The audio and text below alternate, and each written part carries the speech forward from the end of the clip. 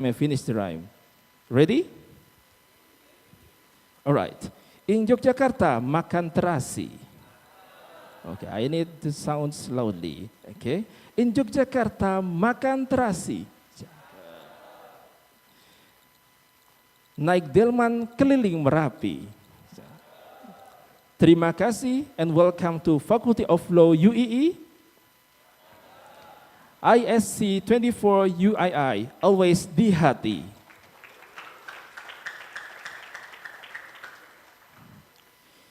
In this delightful moment, let us convey our greatest gratitude and praise only for God, Alhamdulillahi Rabbil Alamin, the creator of the universe, the Almighty, most gracious, most merciful. Only because of His blessings and mercies enable us to gather here in good health and great conditions. May peace and salutations, salawat and salam, be upon the beloved Prophet Muhammad sallallahu alaihi wasallam, the role model of mankind who complete teaching and the chain of unity with Islamic values until today.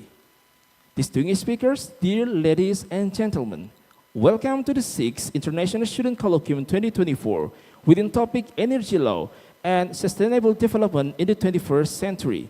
Today, 28th of November 2024, located at the auditorium of Faculty of Law, Universitas Islam Indonesia. I am, on behalf of the organizing committee, deeply appreciate your attendance to this very spectacular event. A special warm welcoming going to the experts from all around the globe who will gather and discussing issues related to energy law and sustainable development through offline and online today. Ladies and gentlemen, distinguished speaker, dear ladies and gentlemen, we have also chambers conference after the main agenda to present the research to publish in the proceeding. To set reflective tone from today's discussion, we will begin with a beautiful recitation of the Holy Quran. Please welcome Brother Zaki Takyuddin, student from Faculty of Law, Universitas Islam Indonesia.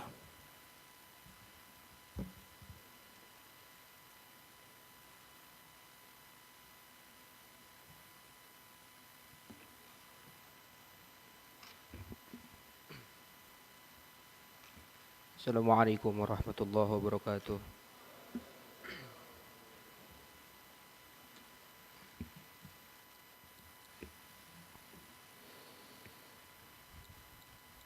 A'udzu billahi minasy syaithanir rajim.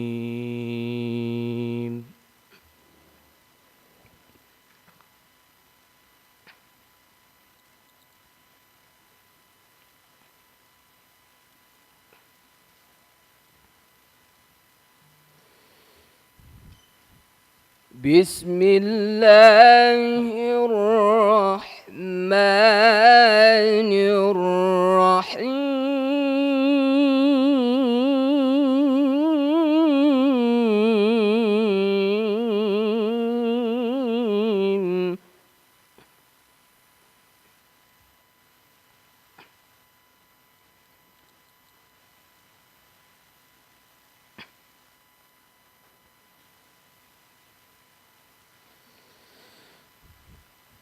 ولا تفسدوا في الأرض بعد إصلاحها وادعوه خوفا وطمعا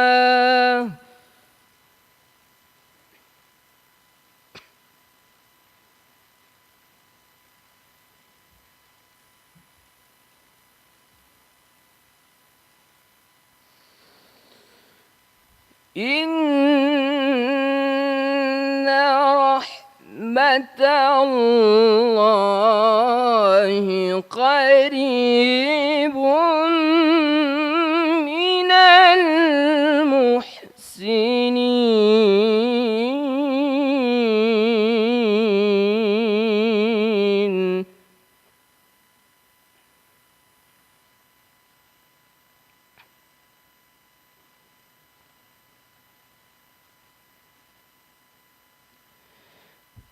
وهو الذي يرسل يرسل الرياح بشرا بين يدي رحمته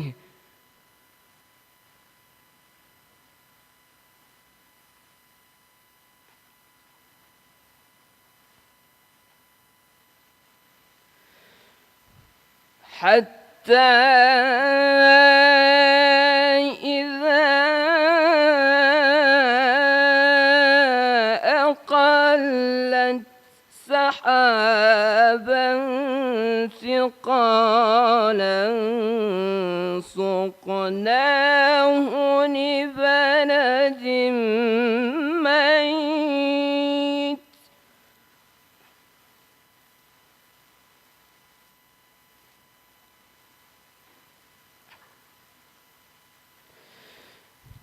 فأنزلنا به الماء فأخرجنا به من كل الثمرات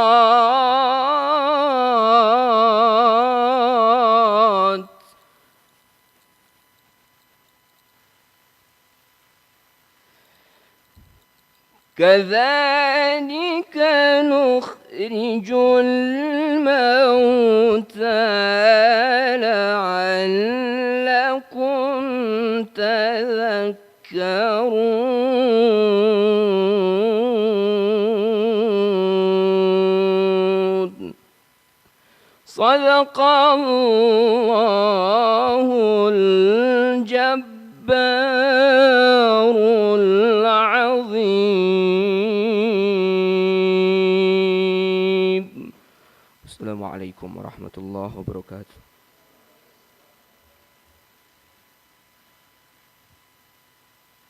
Thank you, Brother Zaki, for the beautiful recitation. Distinguished speakers, dear ladies and gentlemen, please rise to sing the national anthem of Indonesia Raya, followed by the hymn of Universitas Islam Indonesia. We respectfully invited all the audiences to rise and stand up.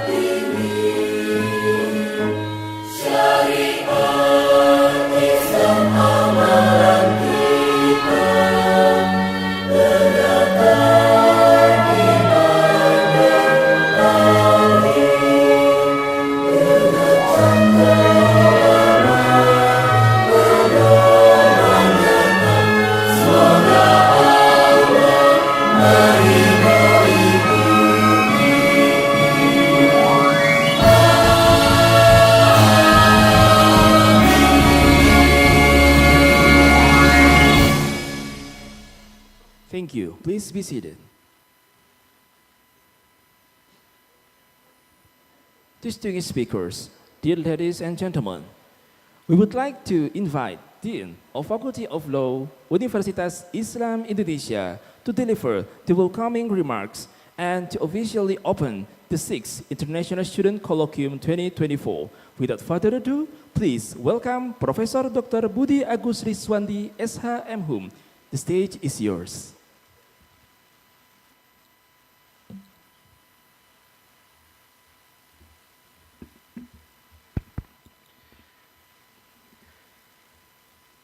The Honorable Professor Dr.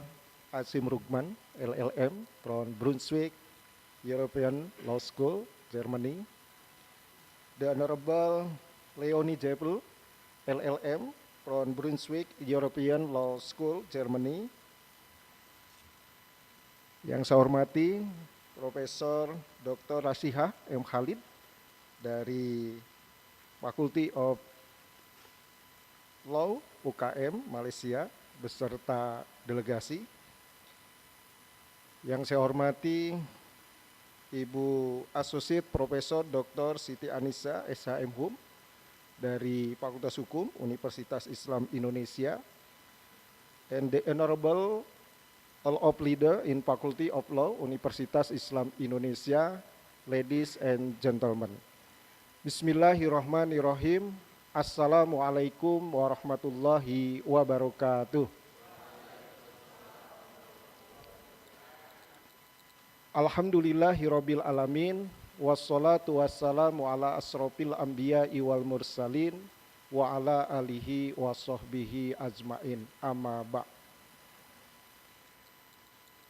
First of all, welcome to Faculty of Law Universitas Islam Indonesia. And I would like to say thank you for your attendance in this program. And the second one, today we will have an international student colloquium. I hope this program will be implemented well. Furthermore, I would like to thank the speaker and participant who have attended and at the same time participated in this activity. Hopefully, we can share and increasing our knowledge and academic development. Thank you very much. Wassalamualaikum warahmatullahi wabarakatuh.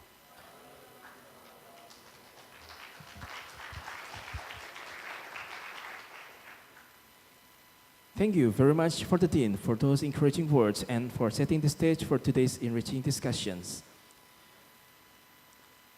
Ladies and gentlemen, we would like to invite one of our greatest art performers in the town. They will deliver the traditional dance, Zapin dance from Melayu. So please give round of applause of Xaviera.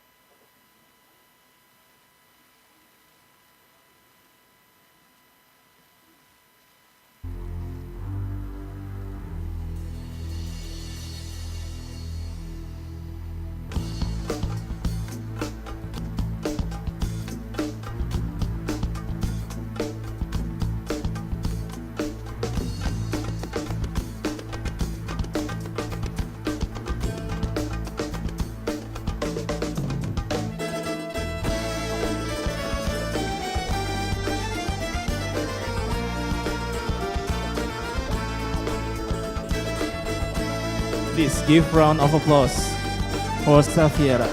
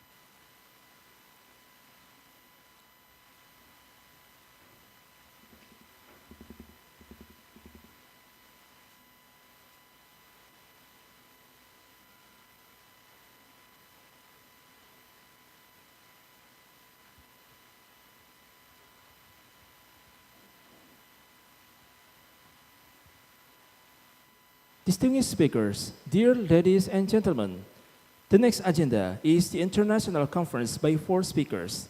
For the committee, to prepare the stage is yours.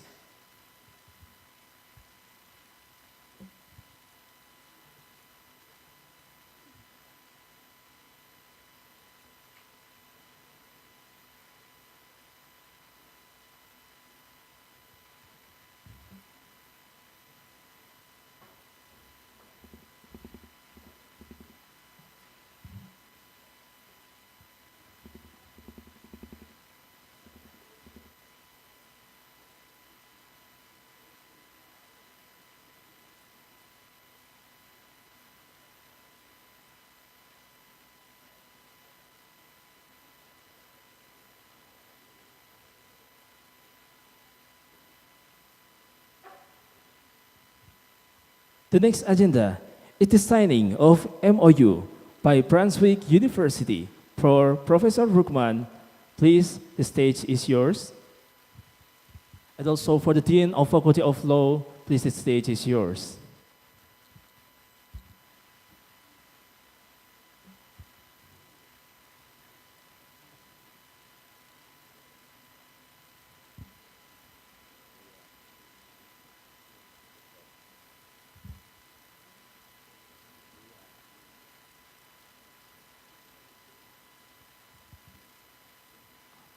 Please, for the committee and for the journalists to take the commendation and pictures.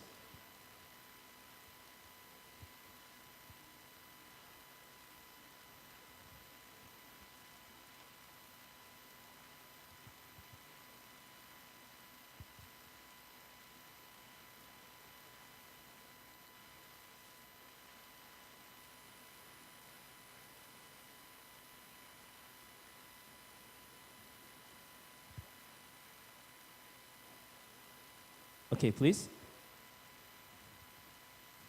And take a photo session. 1, 2, 3. The second photo is please show your MOU, your documents, to the camera.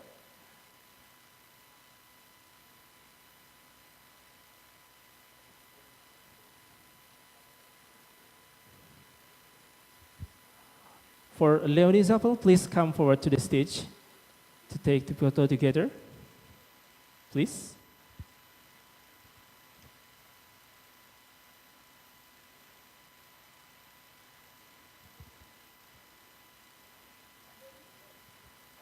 For the head of undergraduate study program in law, Torik Setiawan Herianto, please, the stage is yours. And for the committee, the time to take the pictures.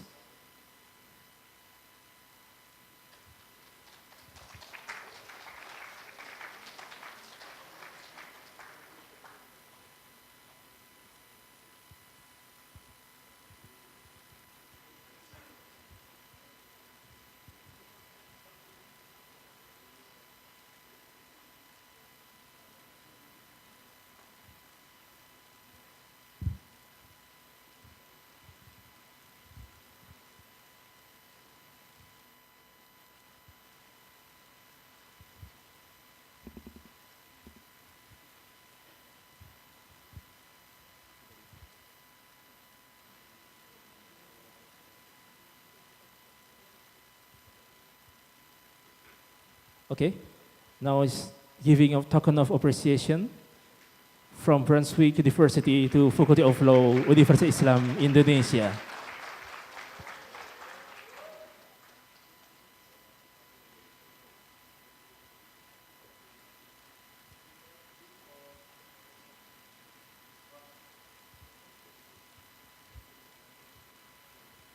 Okay, please have a seat.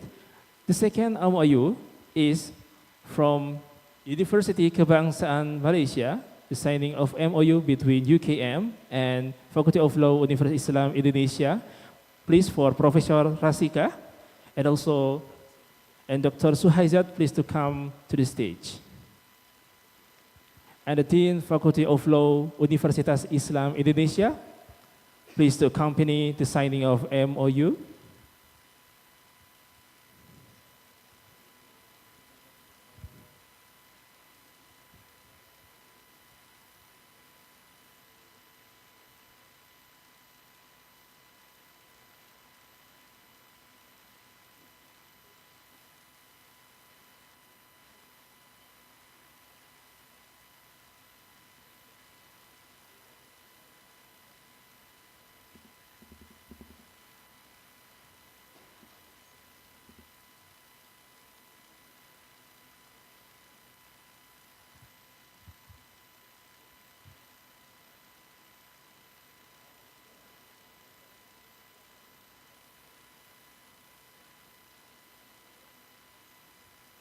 For the committee, you may take the pictures.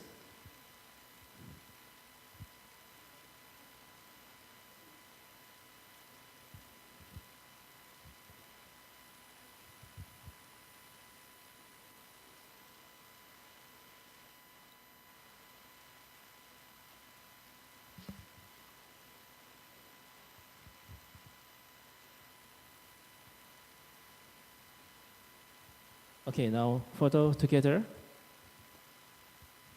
and showing the signing of MOU. Please give round of applause.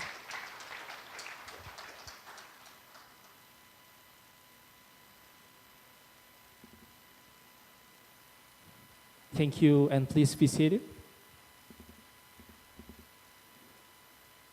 The third MOU signing will be from Universitas Pekalongan. But before that, we will take a picture together first. Giving the token of appreciation. Thank you.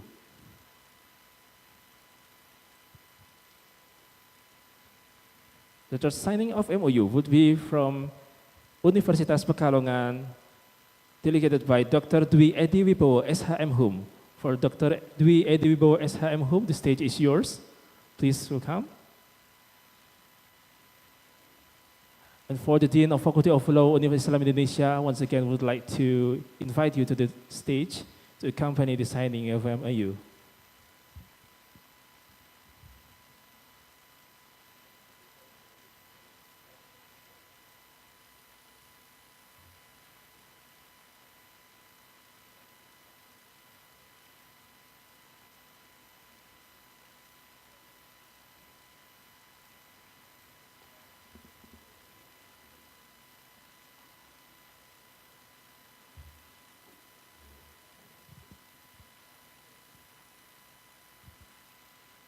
Committee, you may take the picture for the committee and also the journalists.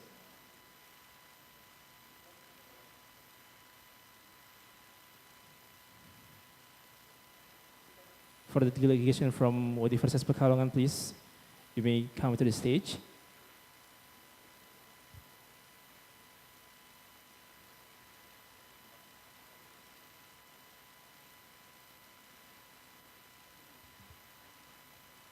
Okay, take picture and show the MOU sign.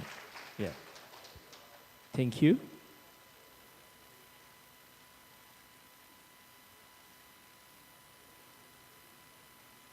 Thank you, and please be seated.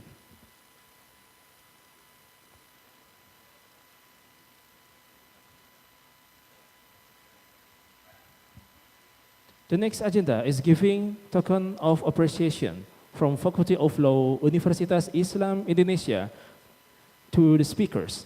To all the speakers, we would like to invite you to come to the stage. Please, for all speakers. And also for the moderators, Ms. Ratna, we would like to invite you to the stage to give the token of appreciation from Faculty of Law, Universitas Islam Indonesia.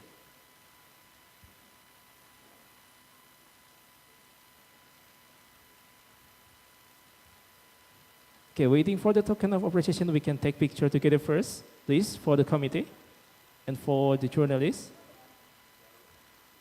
The Dean of Faculty of Law and also the Secretary of International Program, please, would like to invite you, the guests from all universities around the world, please. We invite you to come to the stage and we'll take picture together.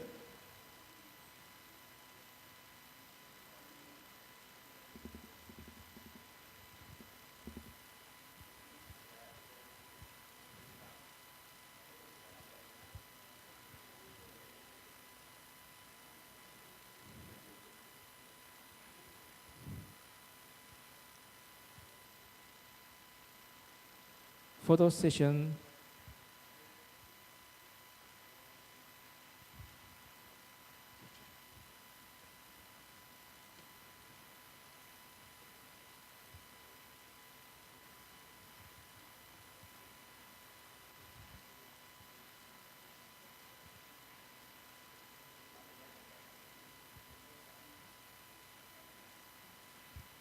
Okay. For the Dean of Faculty of Law, please to give the token of appreciation.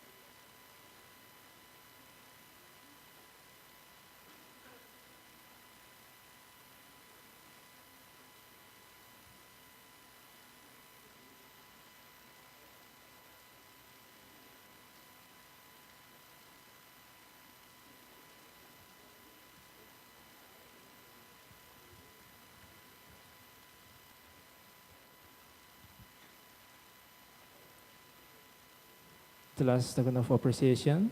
Thank you. Please be seated.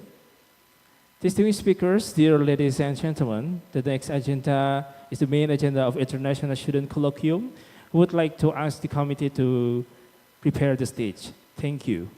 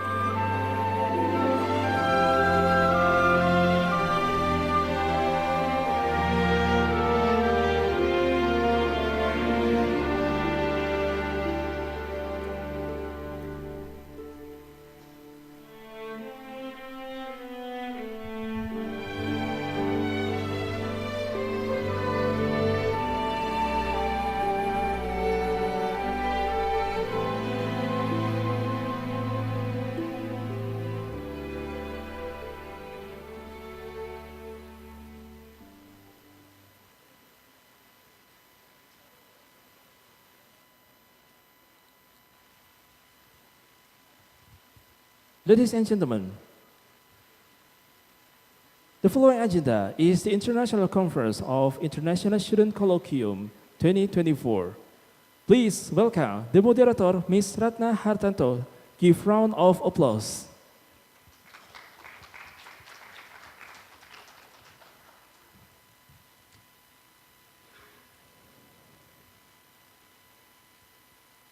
We would like to welcome for the first speaker, Associate Professor Dr. Siti Anissa SHM, lecturer from Fakulty of Law, Universitas Islam Indonesia. We invite you to the stage. Please give round of applause. The second speaker is Professor Dr. IUR Akim Rugman LLM, lecturer from Brunswick, European Law School, Germany. Please, the stage is yours. Please give round of applause.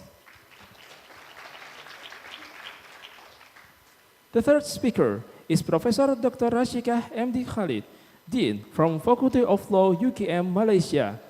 Please give round of applause. And the last speaker is Professor Dr. Nakib Muhammad Nasrullah, LLB, LLM, MPhil, PhD, will be deliver his speech through the online Zoom. The Vice Chancellor from Islamic University, Kustia, Bangladesh. Please give round of applause. The panel sharing will be led by the moderator, Ms. Ratna Hartanto, SHLLM, currently serve as the lecturer of Fakulty of Law, Universitas Islam Indonesia. For her, the time to take over is yours. Thank you for the Master of Ceremony. Bismillahirrahmanirrahim. Assalamualaikum warahmatullahi wabarakatuh. Alhamdulillahirabbil alamin. Thanks to God the Almighty that give us a chance today to join this international colloquium. The Honorable the Dean of the Faculty of Law, Universitas Islam Indonesia, Professor Budi Agus Riswandi, SH M.Hum. The Honorable the Head of the Undergraduate Study Program in Law, the Associate Professor Dodi Setiawan Nur Herianto, SH LLM PhD. The Honorable the Secretary of the Undergraduate Study Program in Law, the Associate Professor Dr. Aroma Elmina Marta SH M.Hum, and the Honorable all of the lecturer and all of the participants in our international colloquium today. And of course, the Honorable all of the speakers. We have first Associate Professor Dr. Siti Anisah SH M.Hum, and then second we have Professor Dr. Ayur Ashim Roman LLM from Germany, and next we have Professor Rashikah MD Khalid from UKM Malaysia, and also we are having Professor Dr. Nakib Muhammad Nasrullah LLB LLM MPhil PhD from Islamic University, Kustia, Bangladesh. We would like to welcome you all in this international colloquium today. Well, ladies and gentlemen, the role of energy is significant for increasing the economic activity and also the national resilience. That's why the management of energy includes providing utilization and also exploitation must be implemented by considering fairness and sustainability. The energy resources is recognized as natural wealth, and based on Indonesian Constitution, based on the Article 33 of our Constitution, the natural wealth should be controlled by the country and should be as much as possible be used for the prosperity for the people of Indonesia. So without further ado, we would like to invite our first speaker. We are having the Associate Professor Dr. Siti Anisah SH M.Hum. She is the Senior Lecturer from Faculty of Law UII and also the Secretary of UII Foundation. Welcome, Bu Anisah. Bu Anisah is expert in commercial law, in competition law, and bankruptcy law. And Bu Anisah today will deliver about regulating fair competition in the Indonesian energy sector. Bu Anisah, for this time you have around 30 minutes to deliver your presentation. If you would like to use the stage, the podium, please, or if you would like to deliver it in here, it's okay also. Okay. Okay. So the floor is yours, Mrs. Siti Anisah.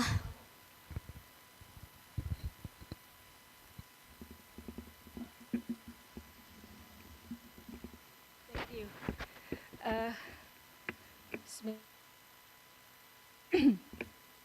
Bismillahirrahmanirrahim. Assalamualaikum warahmatullahi wabarakatuh. The Honorable Professor Rohman from Germany, the Honorable Professor Rashihah from UKM Malaysia, and the Honorable Professor Nakib Muhammad Nasrullah come from Bangladesh. Good morning, ladies and gentlemen. First of all, in this International Student Colloquium, Energy Law and Sustainable Development in the 21st Century, allow me to thank for the opportunity to present the material entitled Regulating Fair Competition in Indonesia Energy Sector Toward Sustainable Development Goals. Next.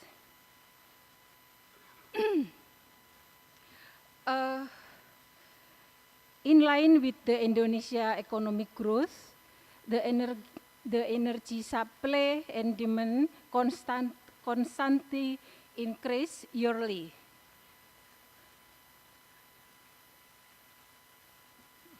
In 2023, Indonesia energy supply has increased by 1.55% compared to the previous year with value of 1.833 million barrel of equivalents. And regarding energy demand, in the other hand, was also increase of 6.29% or 1.220 million barrel oil equivalents. The question is, does the existing laws and regulation support such a policy, particularly do the existing rule of the energy sector favor fair competition within the framework of sustainable development? Next, let's see the regulation of energy in Indonesia. Energy is the ability to do a work or task derived from heat, lights, mechanic, chemistry, and electromagnetic. This is stated in Article 1, Section 1, Law number 20 of 2007 on energy. Even though this regulation regulate about the energy, but come from the definition of energy, especially for the energy industry, we can find in some law of including but not limited to the law number 22 of 2001 on oil and gas. It is amendment by law number 6 of 2020 about job creation law, and the number 2, law number 27 of 2003 on geothermal, and the third law number 37 law number 30 of 2007 on energy itself, and the next is law number 4 2009 on mineral and coal mining. It's also amendment by job creation law, and the next law number 30 of 2009 on electricity, similar to others. It is also amendment by job creation law. The last one is law number 4 of 2011 on geospatial information, and amendment also by law number 6 of 2023. Numerous implementing regulation from related law also provided the legal basis for the energy sector in Indonesia. Next, as a commitment to sustainable development, the government of Indonesia also signed international instrument, including but not limited to the Paris Climate Change Accord, ratified by law number 16 of 2016, the 2009 Copenhagen Accord, even though it is not legally binding, but essential for the development of international cooperation in the emission reduction. And the next is the Kyoto Protocol to the United Nations Framework Convention on Climate Change or Kyoto Protocol adopted by Law number 70 of 2004 on the National Action Plan for Reduction Greenhouse Gas Emission. Next. Energy-related competition policy and its law enforcement. Based on OECD research in 2022, there are 4 types unfair competition frequently occur in the energy industry. 1, cartel in other horizontal behavior issues. State monopolies can be granted for the similar reason, namely to control resource worlds for the state and stabilize prices to benefit producers and consumers. Many national oil and gas companies are granted a legitimate monopoly in their respective countries. For example, Qatar Energy. In Indonesia, competition policy was highlighted by published Act number 22 of 2001 on oil and gas, which allow for private participation, while changing the rule of Pertamina as the sole business actor in the downstream oil and gas business. We can see in Article 7, Section 2 of Law number 22 of 2001. Since July 2006, there was a competition between Pertamina, Shell, Petronas, BP, Vivo, ExxonMobil for the price of non-subsidized well. But unlikely in the practice, we can find 2 major groups of LPG processing market, namely the LPG processed by KBS oil and gas refineries, which are distributed for the export and the domestic market entire handled by PT Pertamina, either from import, self-production, or some derived from KBS result. It means lack of competition in supply processed LPG to the market. Next, the second behavior potential to harm the competition is vertical integration. Vertical integration sometimes be pro-competitive, particularly in the early stages of an industry development. Producer usually vertically integrated at all stages of the production process, especially if there are economy of scale. Control or critical infrastructure may enable anti-competitive conduct once companies are vertically integrated and the industry is well established to the point the competitor seek to enter the industry. In this situation, we offer the essential facilities doctrine to these industries. Yeah, it's mean a company or monopoly with bottleneck control over a facility essential for competition, typically in a downstream market where the facility cannot be duplicated, must be share access to that facility with its competitor in the markets. I think it is the policy possible to be offered in Indonesia right now. Next, this is finding. Some cases occur in society.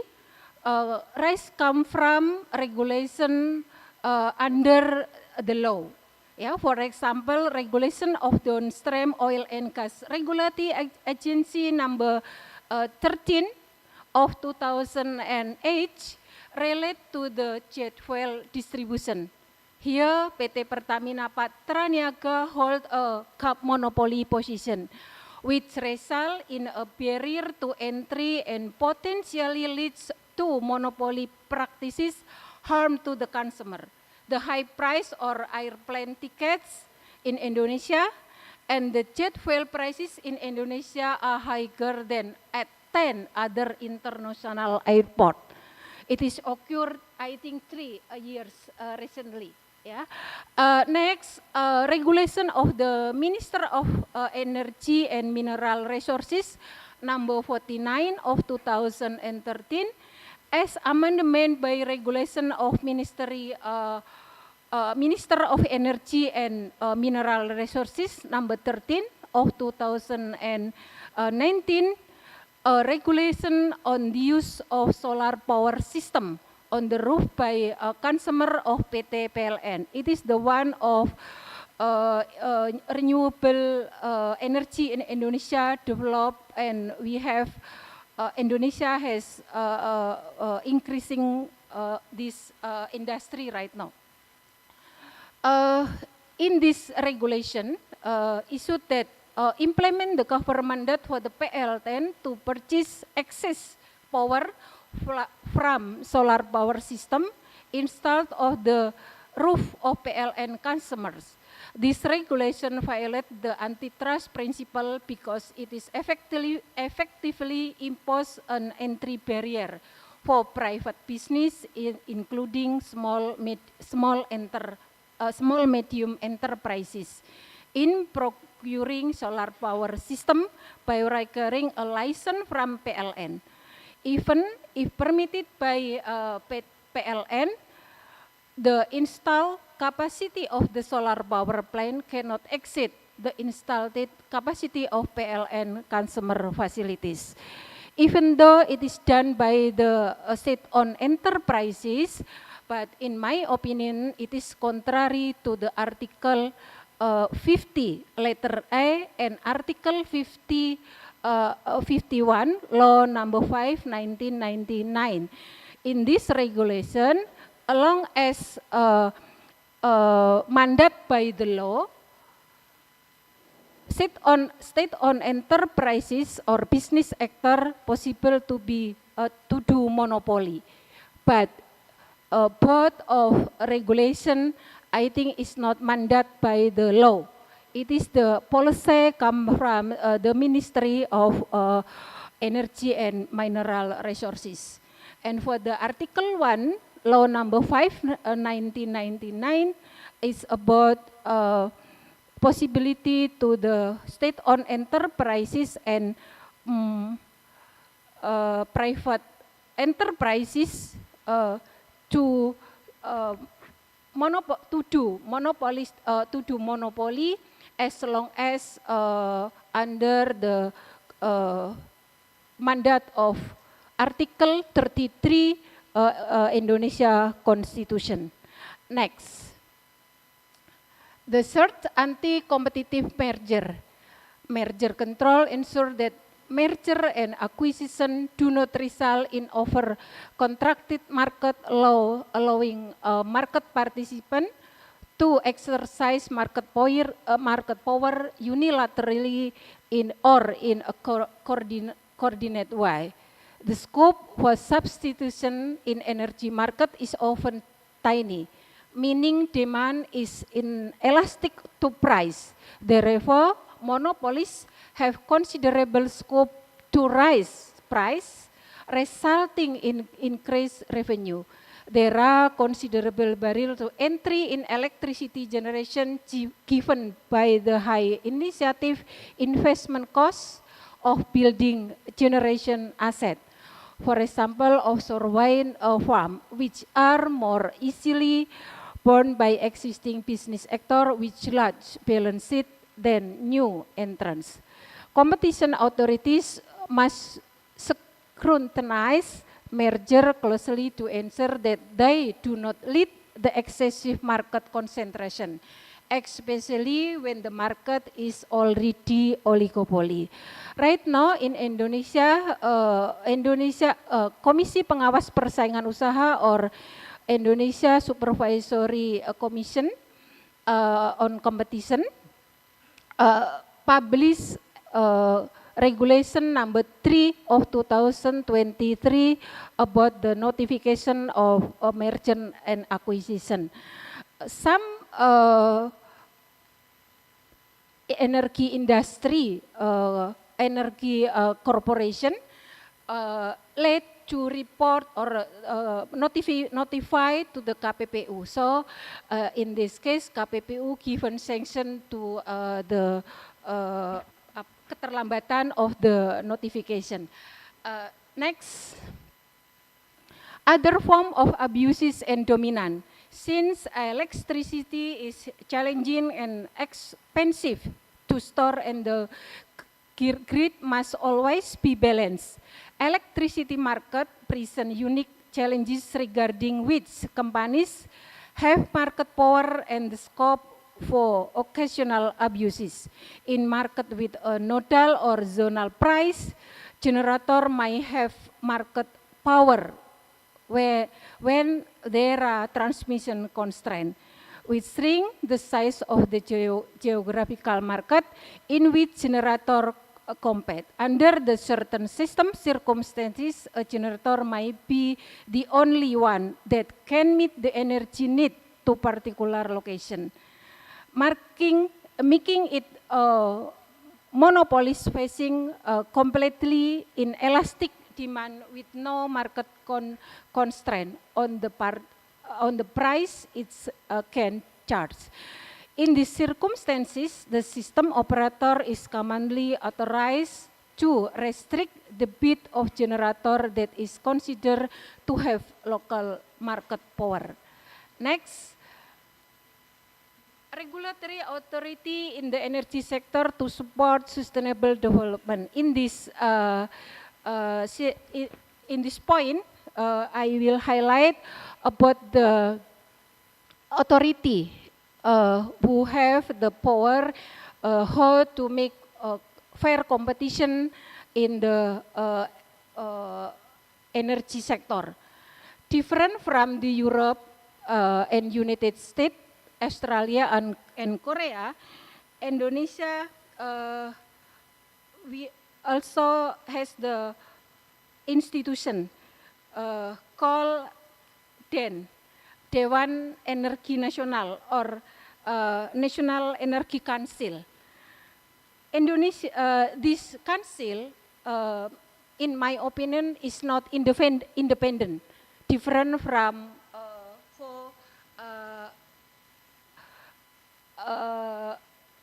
institution for country, yeah. Why? Because DEN or National Energy Council consists of lead and member. The board consists of the chairman, here president, vice president, daily chairman, refer to the Ministry of Charge of Energy, and DEN member consists of 7 individual, both minister and other government officials who are directly responsible to the supply, transportation, distribution, and utilization of the energy, and each individual from stakeholder. DEN is responsible to designing and formulating a national energy policy, determining a national energy general plan, determining measures to overcome energy crisis and emergency condition, and supervising the implementation of cross-sectoral energy policies. It is why, in my opinion, Indonesia National Energy Council, different from European Union, under the third energy package, energy regulator across European must work together to promote competition, market liberalization, and efficient and secure energy system. The package also ensures that regulator must be independent from industry and government, able to issue binding decision and impose fine and able to require companies to provide a core informative. European regulator usually have market monitoring power. It is very, very different from then owned by the Indonesia. Indonesia, I think, have no independent body to supervise or to support energy industry to become fair. Thanks for my presentation. Alhamdulillah. Wassalamualaikum warahmatullahi wabarakatuh.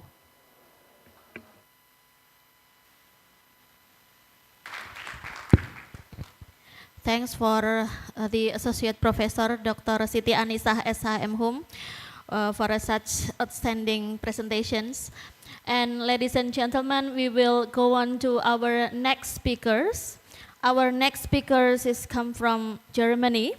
He is Professor Dr. Ayum Ahem Roman, LLM from Brunswick European Law School, Germany.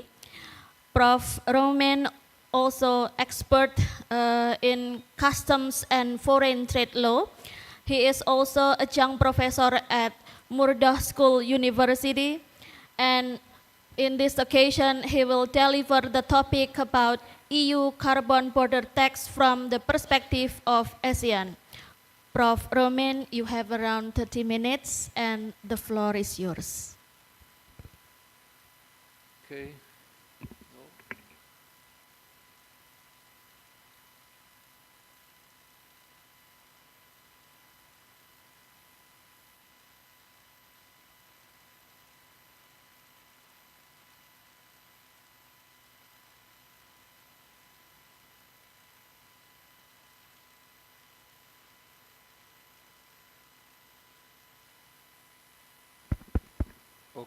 Okay.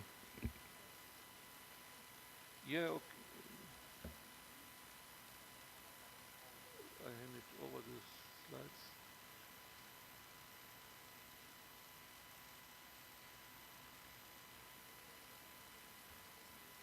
Yeah, I can use this. Is it better? But we have to turn this on as well.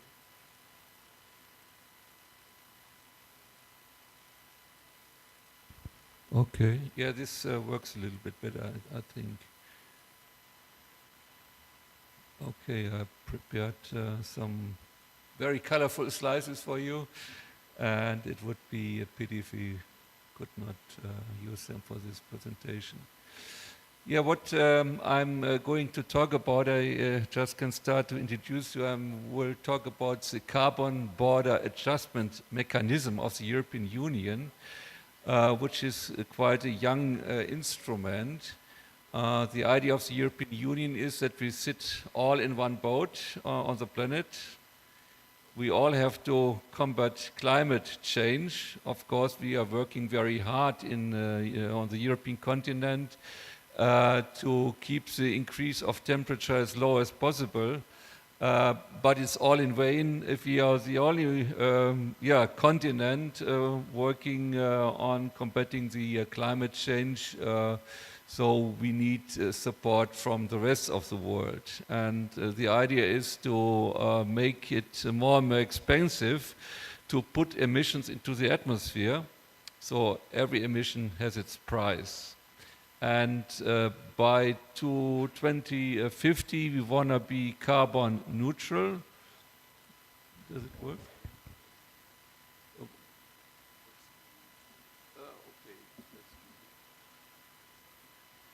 Okay. And by 2050, we want to get carbon neutral. One of the idea is to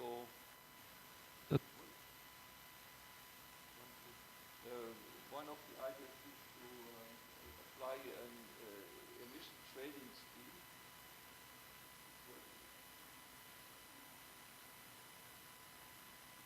No, okay, no. Better again.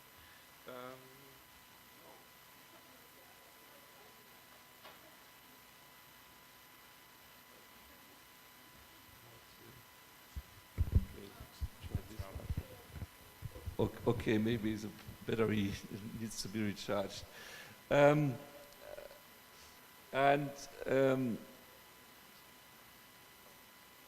to have something to put on the side for products imported into the European Union. The European Union invited the carbon border adjustment mechanism. Unfortunately, we don't see the slides here. Okay, that's very good. Here you see the legal basis. It's a regulation from the year 2023. You might not be so much acquainted with the European Union legislation. EU regulation means centralized legislation from the European Parliament and Council. You know, the European Union has its joint bodies and the power to adopt legislation.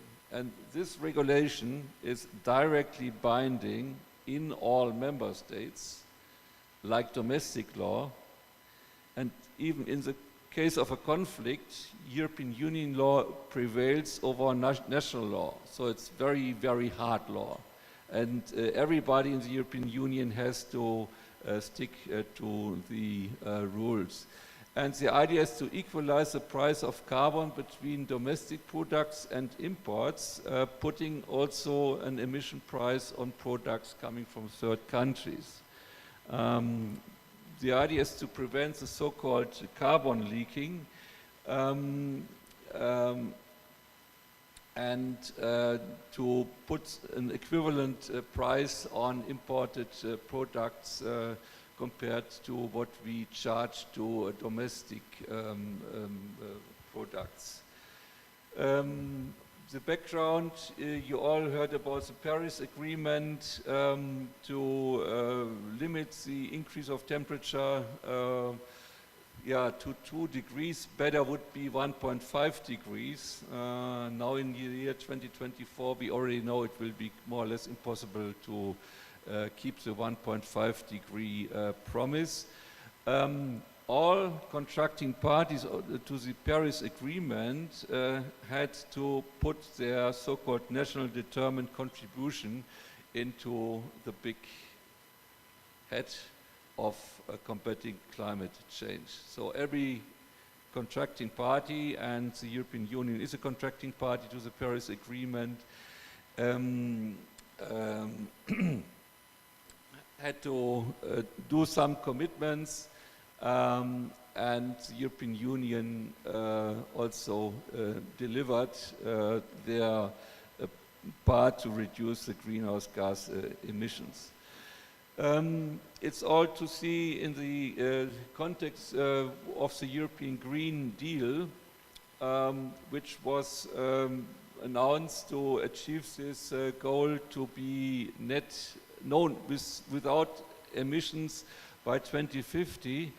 It's quite a long way to run, and to put more pressure on this process, they had an intermediate step. By 2030 we want to reduce our greenhouse gas emissions already by 55%, which is quite ambitious, and without financial pressure it seems to be impossible to achieve this goal.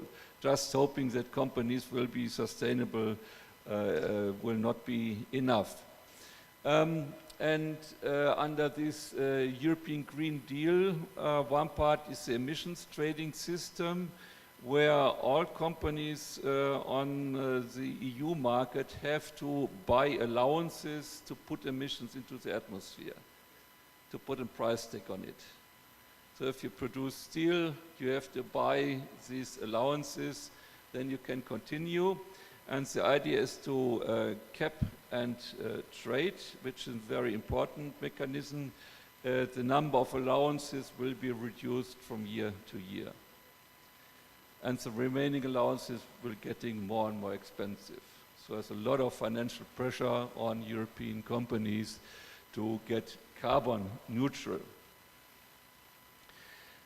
However, if you do it in the European Union, you have to consider the so-called carbon leakage. It's not just an EU problem, it's a global problem, because production could be shifted from the EU to other countries, which might have less stringent emission reduction targets, or even none. Or EU products could be replaced by imported products which carry more greenhouse emissions in it. As an answer, the European Union adopted this so-called carbon border adjustment mechanism by the regulation I already showed for selected sectors to get rid of this risk of carbon leaking. Now the question is, what's the legal nature of this new financial burden? Which means importers also have to buy allowances. So if an importer in the European Union wants to buy products from Indonesia and there are emissions embedded in this product, the importer has to buy allowances to import the greenhouse gas emissions which are physically in this product. Some people call it a green tariff. Is it a new customs tariff, causing more protectionism and blocking the EU market?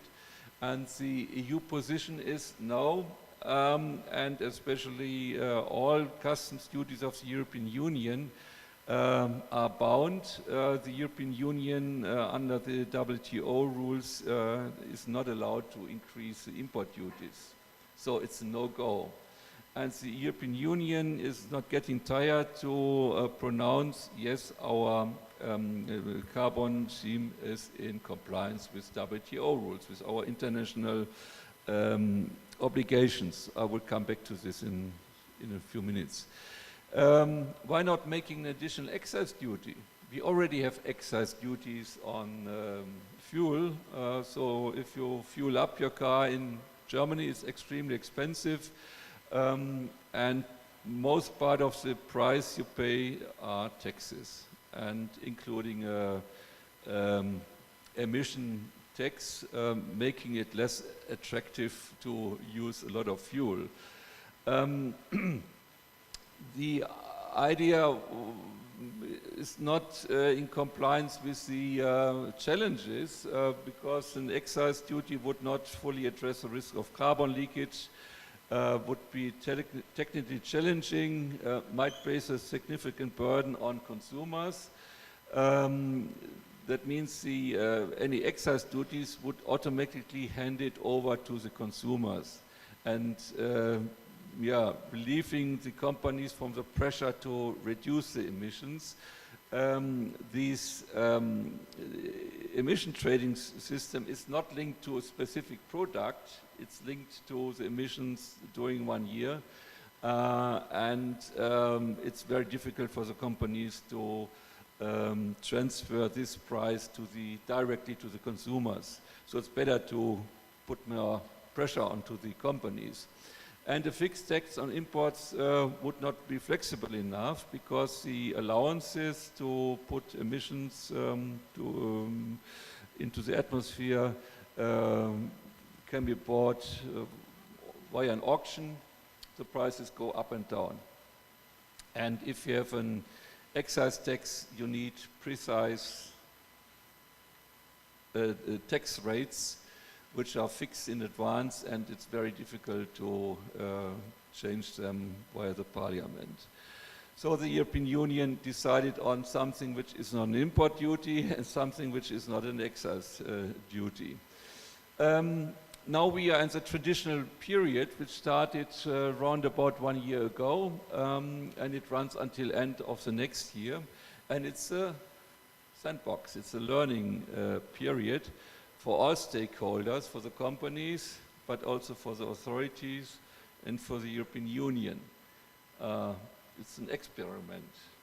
What's good, what's not good, what can be improved. After the learning period, they will decide how to improve this system. It applies to 6 different groups of products, from cement to hydrogen. It applies mostly to basic materials and basic material goods. That means not to downstream products. Only exceptionally for screws and fasteners, they are included due to the risk of carbon leaking. You see already the decision which products are covered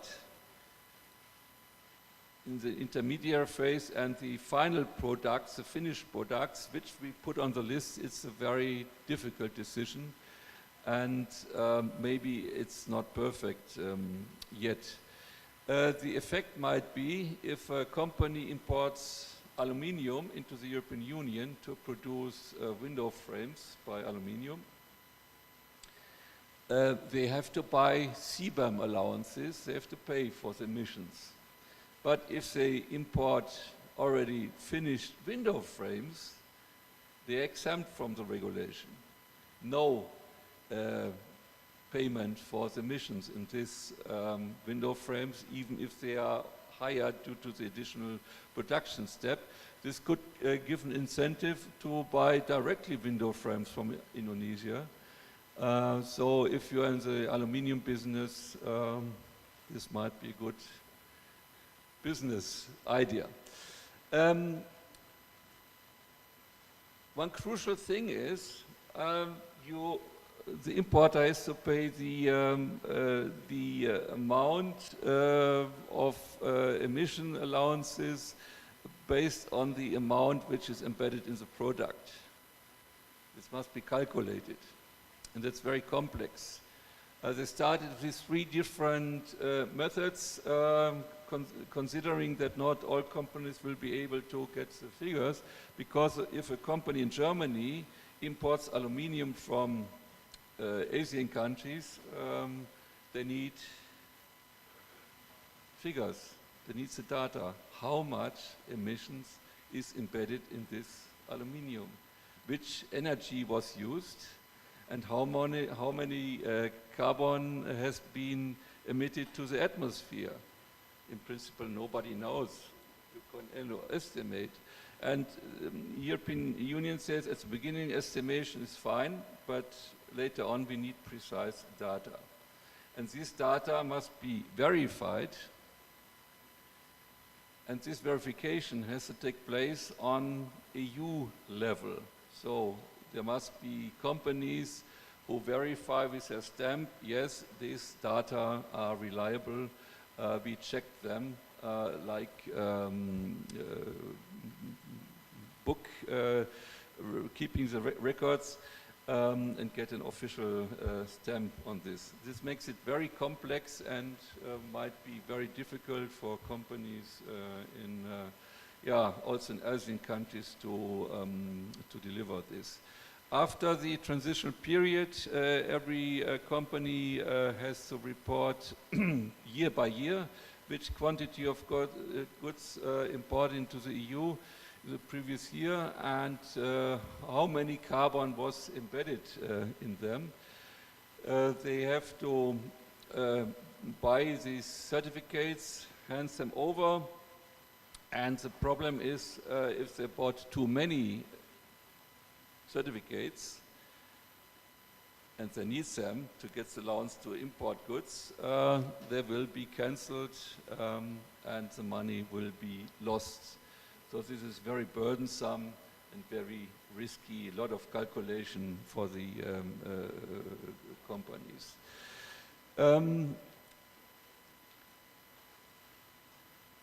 Of course, the European Union has opinion if there's already a carbon price on the product in the country of origin,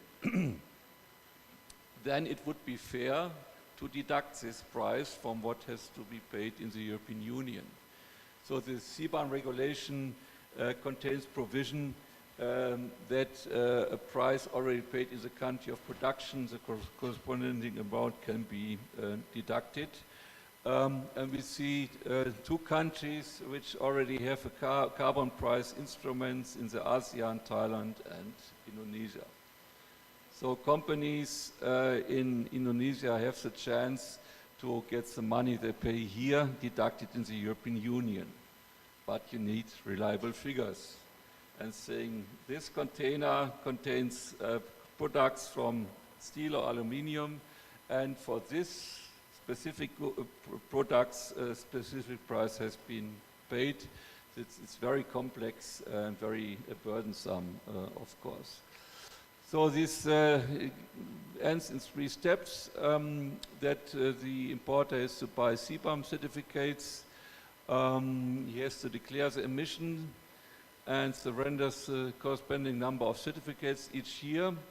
And in the 3rd step, the carbon price, which has already been paid in the 3rd country, can be deducted. In principle, very simple, but very hard to perform in real life. Now, only a few minutes left, just a short glimpse at the compatibility with international provisions. There is no specific rule in the Paris Agreement how to deal with carbon leaking, so contracting parties do keep the flexibility. However, there is a need to take especially account for the efforts and needs of developing countries, which already struggle with other problems and now posing additional challenges on top. However, these requirements are hardly to be enforced. If we talk about international trade law in imported goods, rules of the World Trade Organization, especially the Agreement on Terrorism Trade, the GATT will apply. The first crucial article is Article 1, demanding that all products imported from different WTO countries have to be treated the same way if these are like products. And we start with a problem that the European Union excluded some countries, Iceland, Liechtenstein, Norway, Switzerland, from the scope of the regulation. That means no CBAM reporting for imports from these countries. This is already discrimination, for example, exporters in Indonesia, where reporting has to take place. Maybe there's a justification under Article 24 of the GATT because we do have free trade agreements. We here see one aspect or effect from the Brexit. What happens to imports from the United Kingdom to the European Union? You know, our British neighbors left our single market in the European Union some years ago. And yes, they are not excluded from the scope of the regulation. That means imports from UK are subject to the CBAM obligations. And I just heard in these days the United Kingdom will start an own CBAM system very soon, meaning exporters in Indonesia have to cope with the EU system and the UK system, which is different. So your exporters have to deal with two different systems, make it more complicated. That means you also feel the consequences from the Brexit. We find a lot of arguments why the system discriminates and is not in compliance with Article GATT. I'll leave it to your reading. One specific aspect is that the European Union treats products with high emissions different from products with no emissions. Is it acceptable? Are they still like products? This is a very difficult issue, very exciting under WTO provisions. I go through this a little bit quicker. Question, is it an import duty in excess to what EU can charge? The answer should be no. CBAM is seen as internal measure like additional tax, but it's not a tax. And under WTO rules, it's okay to apply the same fiscal measures to imported products which you apply to domestic products, if it's not discriminating. And the question, is it discriminating? Then the conditions for under CBAM must be equivalent to the conditions under the EU system for domestic producers. And we find already by technical reasons some differences that the ETS allowances may be traded between manufacturers in the EU. CBAM allowance is not. It's not a cap and trade system, and the ETS is a cap and trade system. With the effect that CBAM certificates may be cancelled, there's no chance to trade this because CBAM certificates will be emitted without any limitation. Otherwise, we could face the situation that products cannot be imported because the importer doesn't have the right to it, the allowances.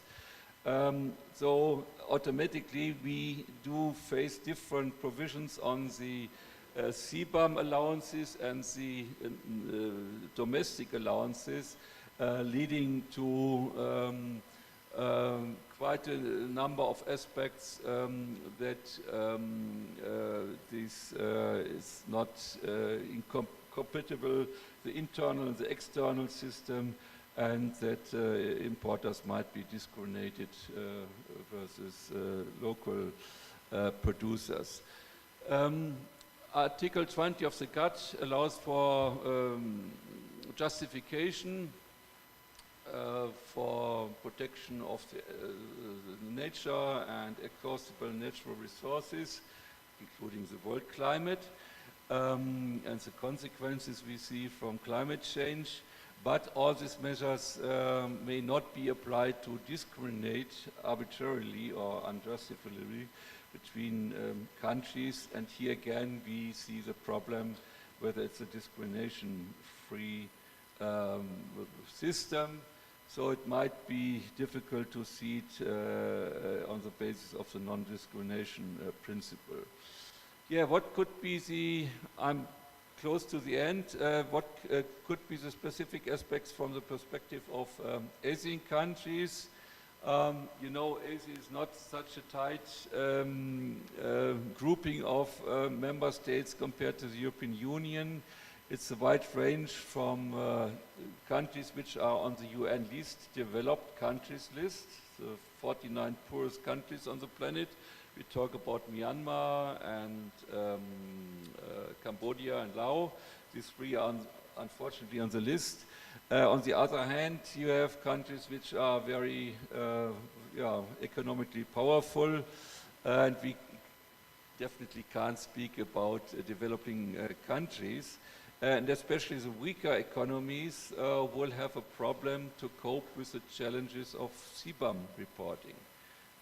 Very difficult to get the data, the emissions. They really have other problems in these countries, and now are forced to get precise data and get them verified under EU level, which is very, very burdensome and very expensive, making it very unattractive for them to make trade with the European Union. That means they could lose business, which is of course contrary to the measure, to the message, gets away from the list of least developed countries. So the effect might be that the rich countries in the European Union cause problems to the poorest country of the planet, and the countries causing most of the emissions, the reason for the climate change, exports their problems to the poorest countries on the world, which is definitely not the intention of the European Union, but could be an effect of the CBAM regulation. So you see, we also see it very critical inside the European Union, and we might see a dispute settlement case on basis of the World Trade Organization, which might be very interesting. Until today, no complaint has been filed, maybe due to the reason that we're still in this traditional phase. But maybe it would be a good idea if, for example, Indonesia will challenge the European Union again on basis of the WTO dispute settlement system.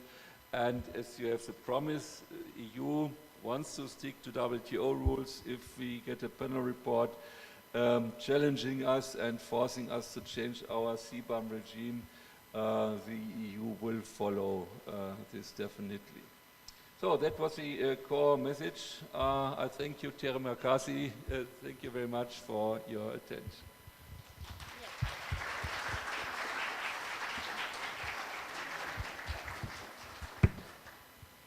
Thank you for Prof. Roman for the outstanding presentations.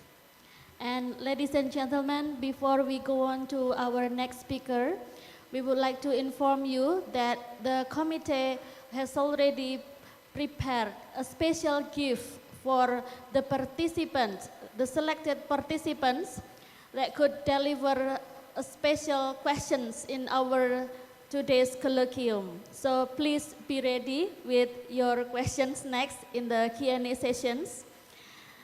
And now we will move to our third speaker from our neighbor country, Malaysia. We have Professor Dr. Rashikah M.D. Khalid. Professor Dr. Rashikah M.D. Khalid come from Faculty of Law, UKM, Malaysia. And she is expert in environmental law, energy law, climate change, and development law. And Prof. Rashikah today will deliver the topic about energy law policy in Malaysia and its perspective under human rights. Prof. Rashikah, you have around 30 minutes and the floor is yours.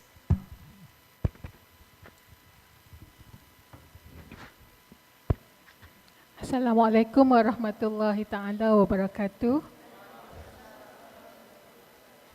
And a very good morning to all speakers and participants. Thank you so much for having me here.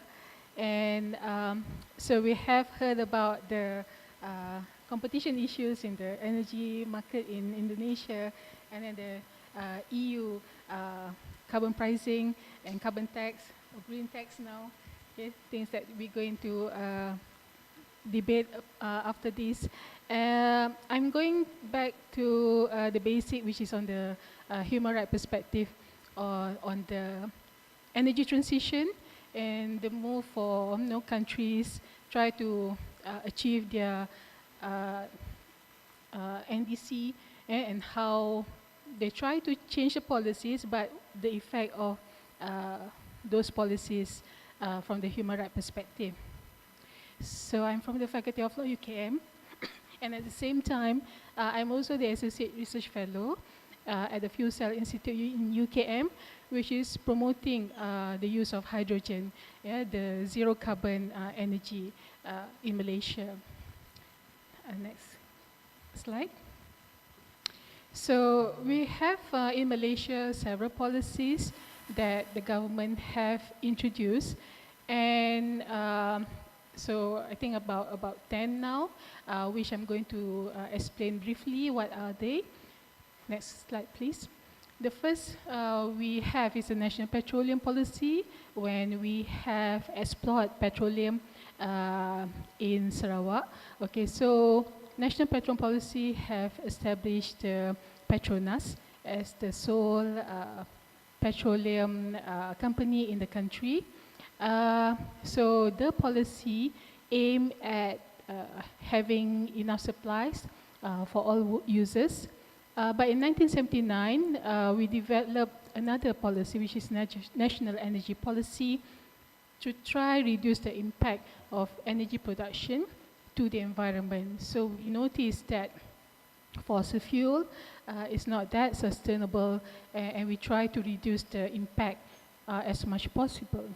And in 1980, knowing that fossil fuel is not a infinite resources, so we developed the National Depletion Policy in 1980. Next slide. The government also tried to diversify the energy mix in the country, and we introduced a four-fuel diversification policy in 1981 to also include natural gas, hydroelectric, and coal into the energy mix. And in 2000, we have another alternative fuel, which is renewable energy, and we promote biomass and solar production, whereby those who have the solar power, they can actually they can sell their excess power to the national utility company. Then we also have national biofuel policy, to reduce our dependency on depleting fossil fuel. Next slide.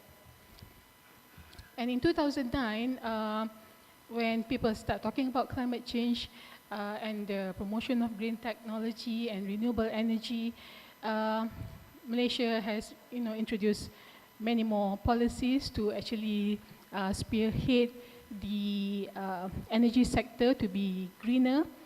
We have the National Green Tech Policy. We established the Malaysian Green Tech Corporation to incentivize the use of green tech. National Policy on Climate Change try to enhance renewable energy and efficiency, and Renewable Energy Policy and Action Plan, where we introduce feed-in tariff to increase total generation of energy from renewable resources. Next slide. Each and every policy that we develop in the energy sector come with it are the establishment of new laws and new institute or agency to actually focus in the sectors. So from the petroleum or Petronas company until SEDA, we have developed several agencies to actually help the government in terms of energy transition. Okay, next. And last year, after signing the Paris Agreement and the need for a more focused strategy for energy transition, the government has reshuffled the cabinet and have a specific ministry on energy transition, and they have come up with a roadmap. So Malaysia is really diversifying and really focusing on actually decarbonize the country through renewable energy, through hydrogen, bioenergy, and green mobility. And we are also developing the carbon capture storage to spearhead the transition roadmap. Okay, next week. Whatever policy that we have introduced are actually to combat or mitigate the impact of climate change. And we know that climate change have impacted many countries and many people, many communities. The transition to all this new energy will also impact certain employment sector. So people who have been used to work in the petroleum sector, now they have to think about their employment, whether fossil fuel will be there forever, or there will be a shift, or there will be a closure of the plant.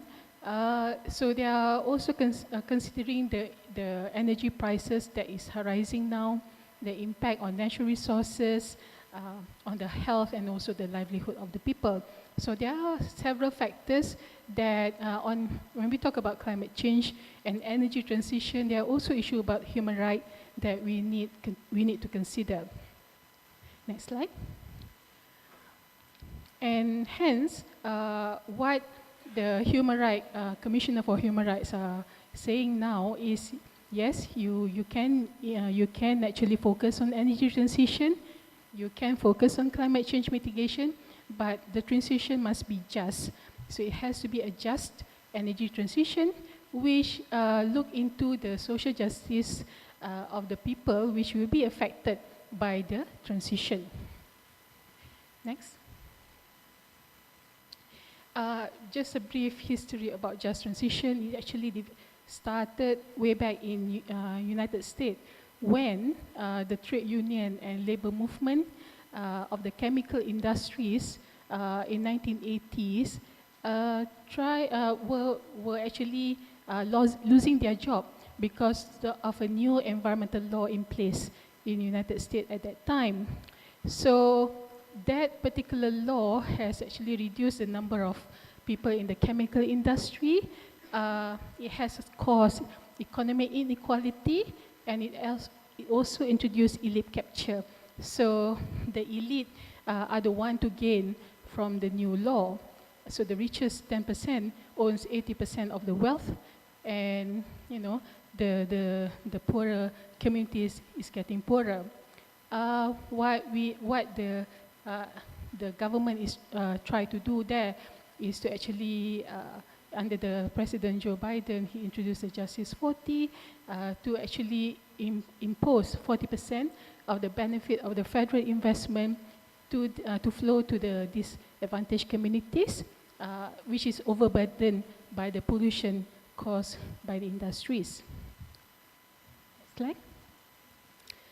So now that we are moving towards, we are working under the Paris Agreement, try to decarbonize everything.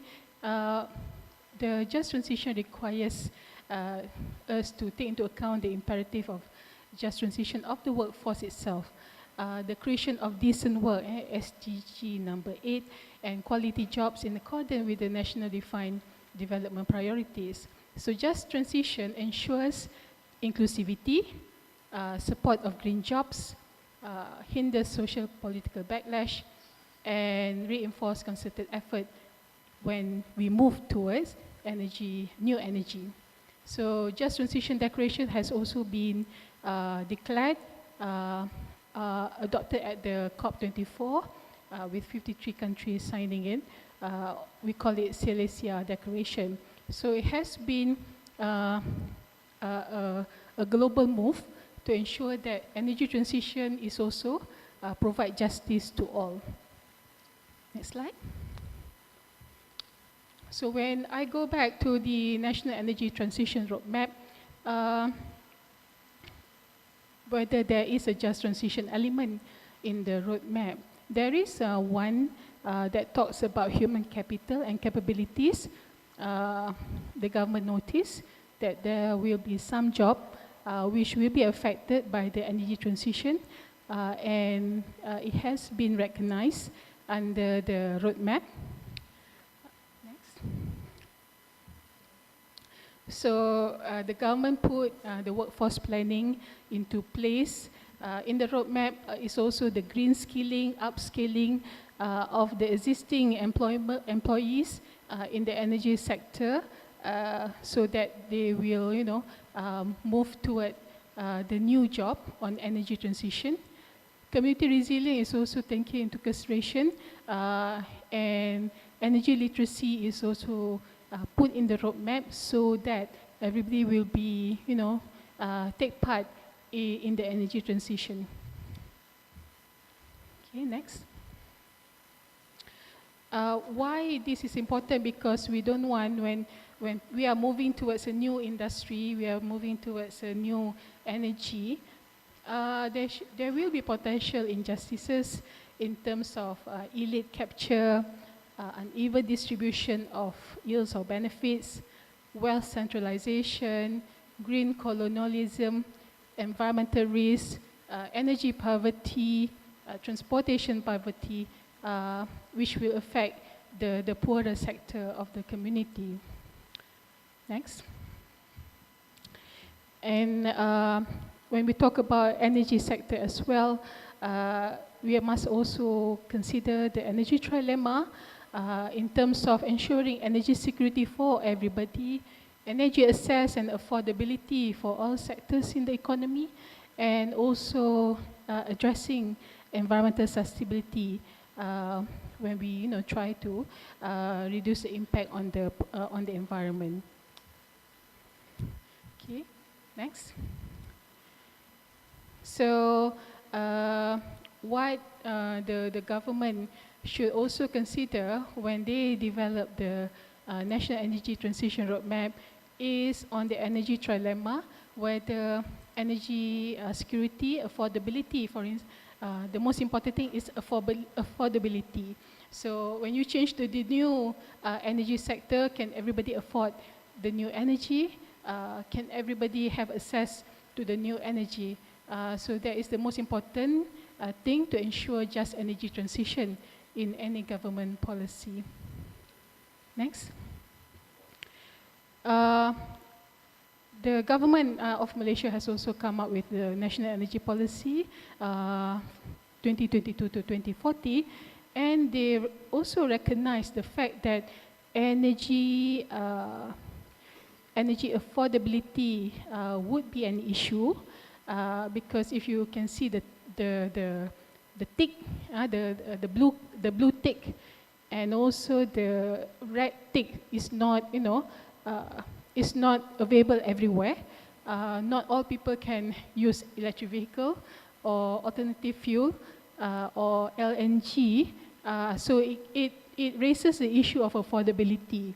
So when countries say that, move towards green energy, issue of affordability and accessibility is something that government recognize that not everybody can have access to that.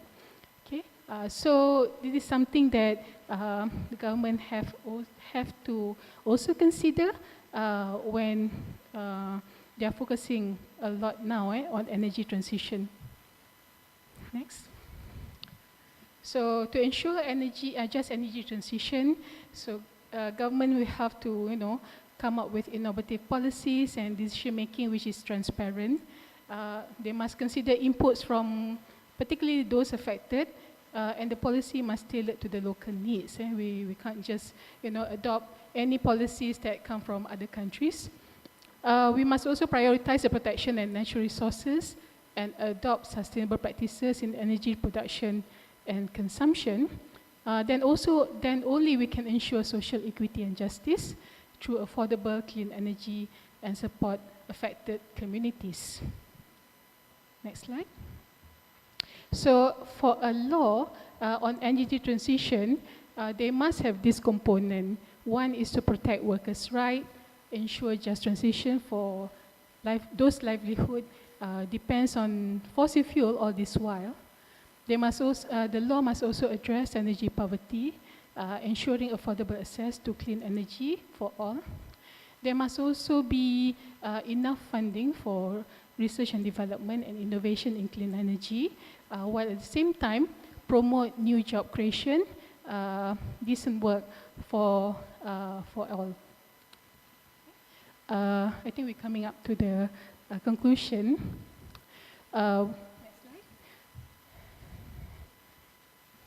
Next slide, please. So basically, when we move towards energy transition, what is required is good governance, because good governance requires inclusivity, transparency, and at the same time, the government must come up with innovative policies to ensure the energy trilemma, which is accessibility and affordability, is addressed. And after that, we can have a just energy transition. So that's all for me. Thank you so much for attention.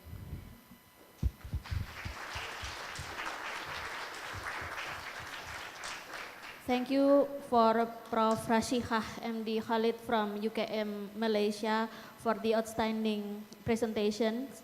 And before we move to our next speaker, once again, ladies and gentlemen, we would like to inform you that the committee already prepared a special gift for the selected participant who deliver questions in the Q&A sessions next. So please prepare your best questions for our outstanding speakers in here. And our last speakers today come from Bangladesh. He is Professor Dr. Nakib Muhammad Nasrullah, LLB, LLM, MPhil, PhD, come from the Islamic University, Kustia, Bangladesh. He is the Vice Rector of the Islamic University, Kustia, Bangladesh. And he is expert in the international trade law and public international law. Prof. Nasrullah will deliver the presentation through Zoom meeting. Assalamualaikum, Prof. Hope you are in a good condition today. Could you unmute the speaker, Yes. Prof? Yes. Yes. Walaikum assalam wa rahmatullahi wa barakatuhu. Waalaikumsalam warahmatullahi wabarakatuh. The screen is your, Prof. Please. Well, so I could have shared the PPT, but I am trying, but you are not accepting my PPT. Maybe the committee could help to share screen the material from Prof. Nasrullah. Yeah. Should I send it?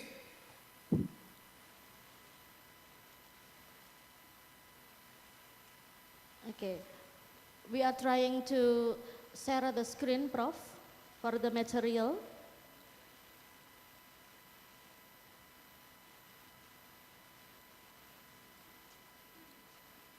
Yeah.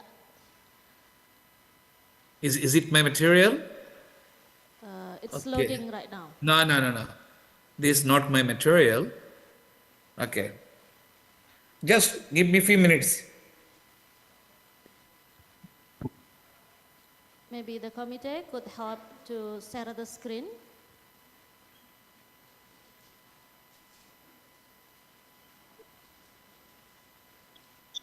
এই মমিন জলদি আসেন না, share করতে হচ্ছে তো, share করতে হচ্ছে, আমি পারতেছি না তো, তাড়াতাড়ি আসেন।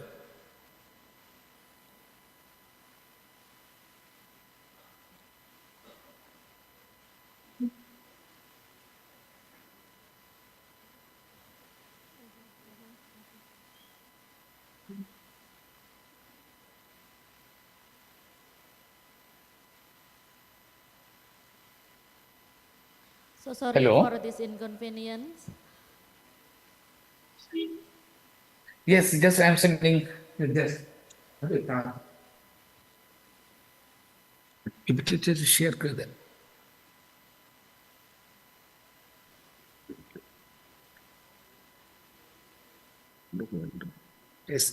इसे तो ডকুমেন্ট থাকে, ডকুমেন্ট কোথায়? এই যে ওপেন করেন, এই যে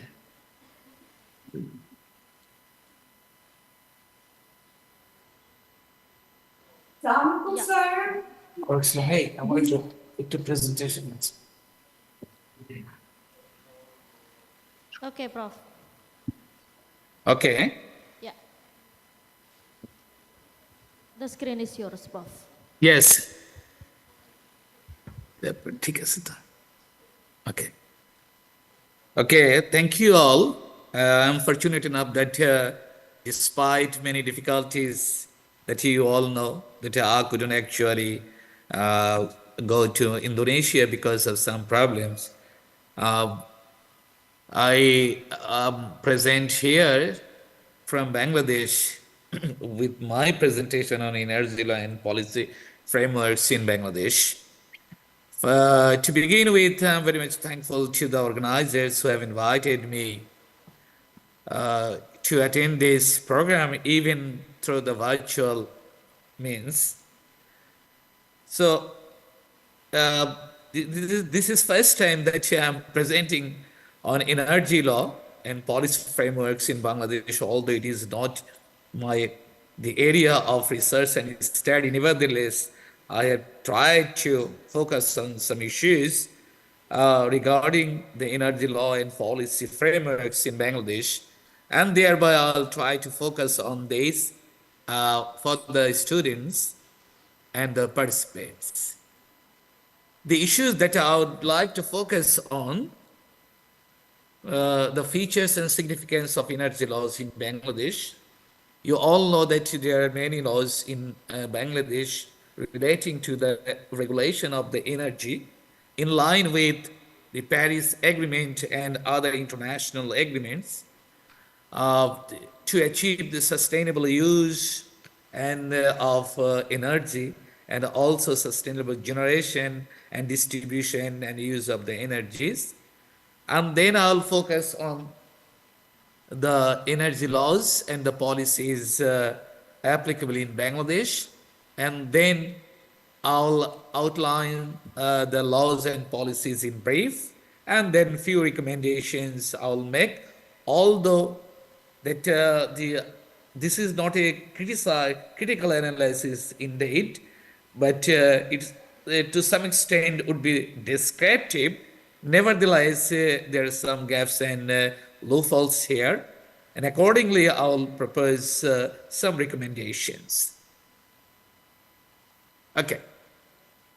And as regards the features and significance of the energy laws in Bangladesh, that energy laws in Bangladesh mainly are meant for regulating generation, distribution, and consumption of the energy resources, the ultimate objective of which is to ensure reliable and uninterrupted electricity for all sectors.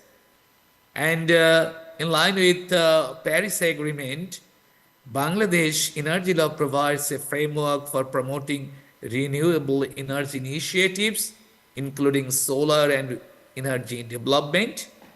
And the energy law, as applicable in Bangladesh, tries to integrate principles of environmental law to minimize the adverse effects of energy production and consumption, contributing to the climate change mitigation and the reduction of carbon emission. And another thing is that the energy law in Bangladesh strives to attract the domestic and international investment in the energy sector. And another features of energy law in Bangladesh is the energy law in Bangladesh helps manage the complex legal issues surrounding the transmission, generation, and distribution of energy, ensuring a balanced approach between economic growth, resource conservation, and consumer rights.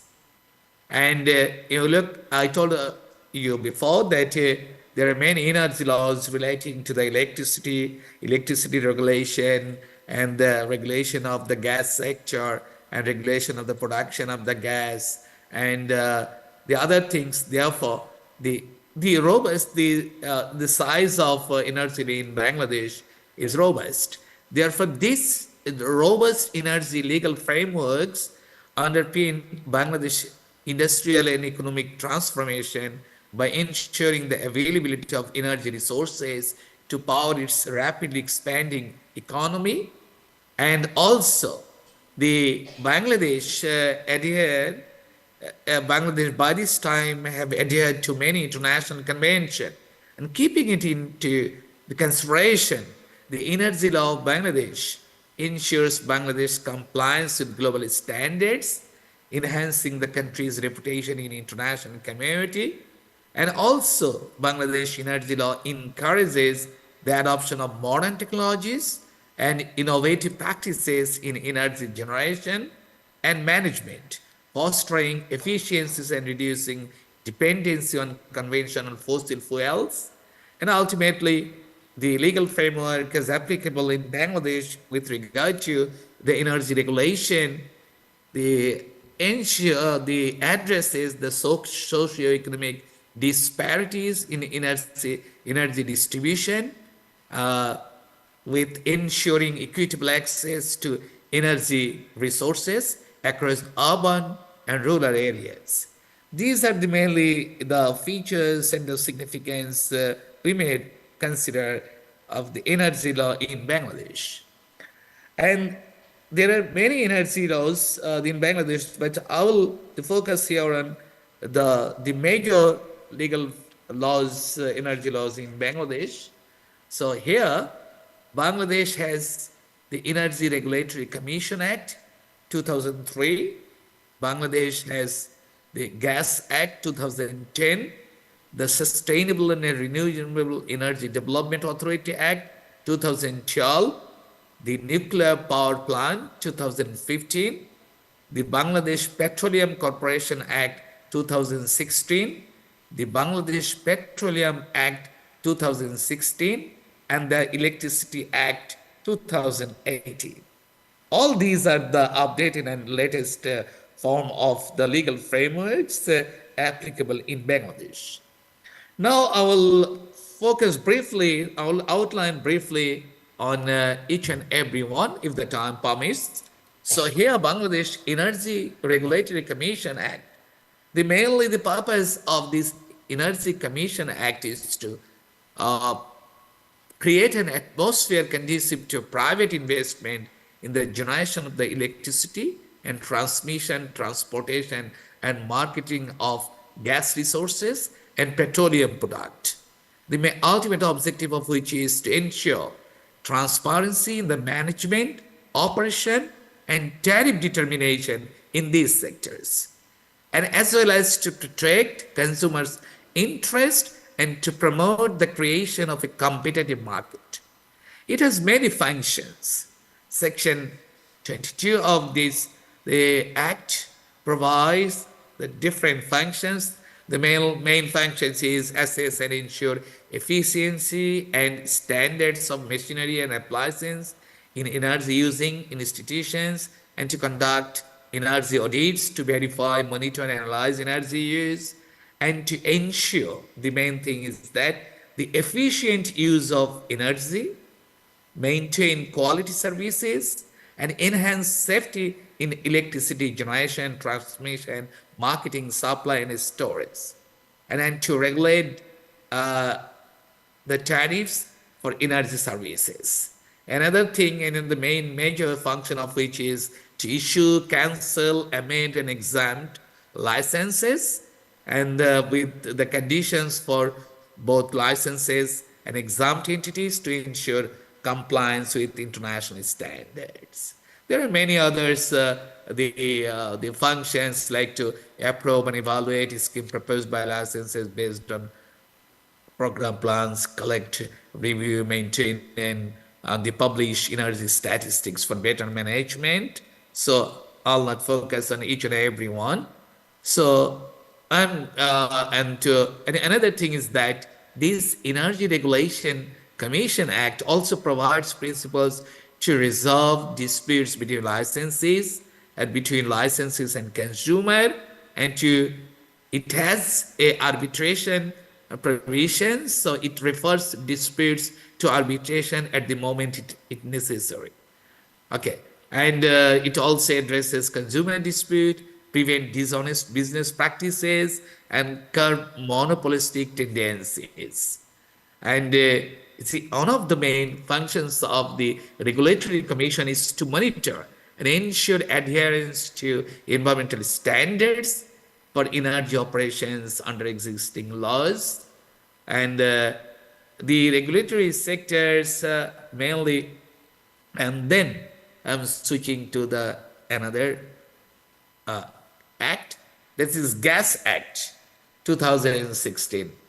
And this Gas Act, the Bangladesh has is able to meet 56% of domestic energy demand and 70% of overall energy requirements.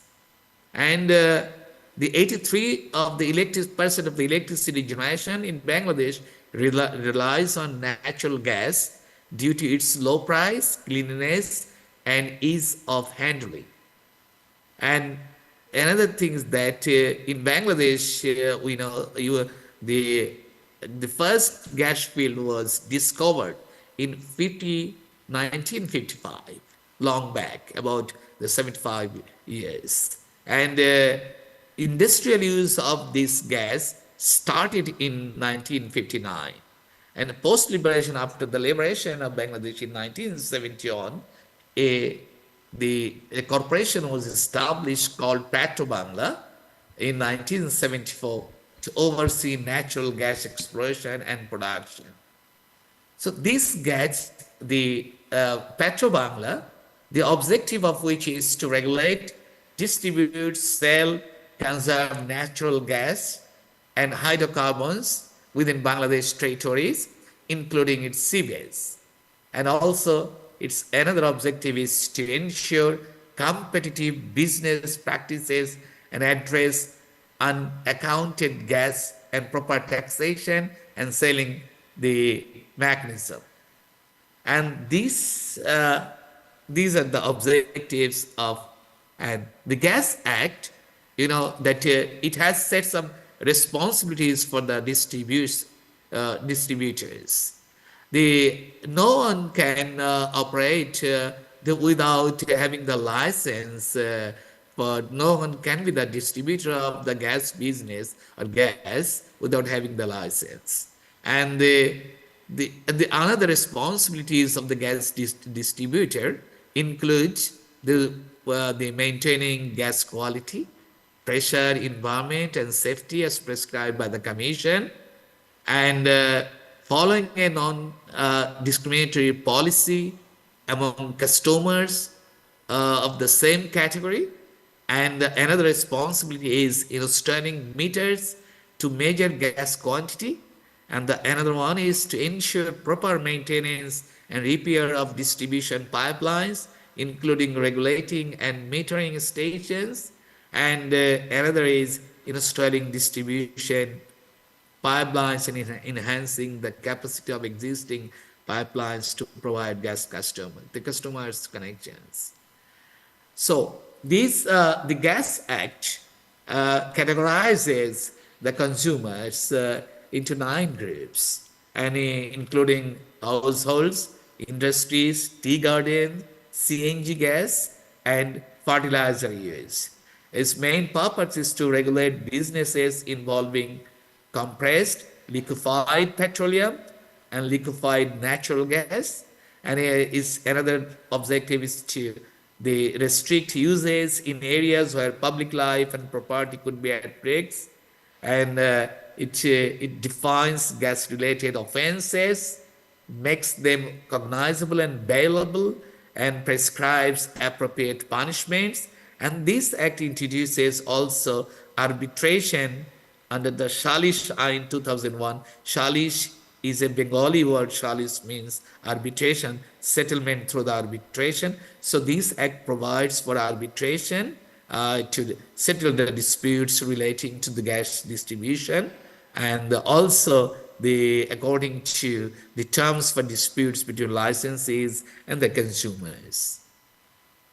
And the next one, another act is Bangladesh Petroleum Corporation Act. This Petroleum Corporation Act, the commission was established that is called the BPC, Bangladesh Petroleum Corporation, by Bangladesh Petroleum Corporation Ordinance 1976. And in 2016, the Bangladesh Petroleum Corporation Act was enacted, and repealing all the former the ordinances and act in 1974. The main vision of this Bangladesh Petroleum Corporation is to ensure uninterrupted supply of petroleum products throughout Bangladesh at reasonable prices.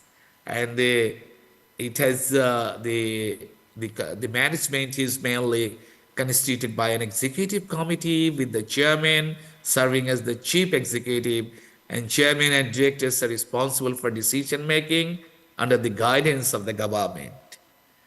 It has many functions like collection and importation of the crude petroleum and other refined petroleum products, and processing of crude petroleum and production of different grades of petroleum, production of base stock, necessary additives and other chemicals, importation and production of lubricating oil, establishment of the plant for recycling of used lubricants, establishment of infrastructure and adoption of necessary steps for processing of refinery residue products, planning and implementation of the petroleum product storage facilities, the building necessary facilities and their extensions for marketing of the petroleum. This act the corporation acts as the managing agents for signing of agreement with firms and companies for petroleum importation, storage, distribution, and marketing in the country, and it also monitors, coordinates of the subsidiaries companies. Another act is Petroleum Act. This Petroleum Act mainly aims to establish proper regulation for the import, transportation, storage, production of refining, mixing, processing, reuse, marketing, and distribution of the petroleum and other flammable substances. And it also provides a responsibility for individuals. It requires individuals and entities to obtain licenses for the import, storage, transportation, distribution, production, filtration, and mixing of the petroleum.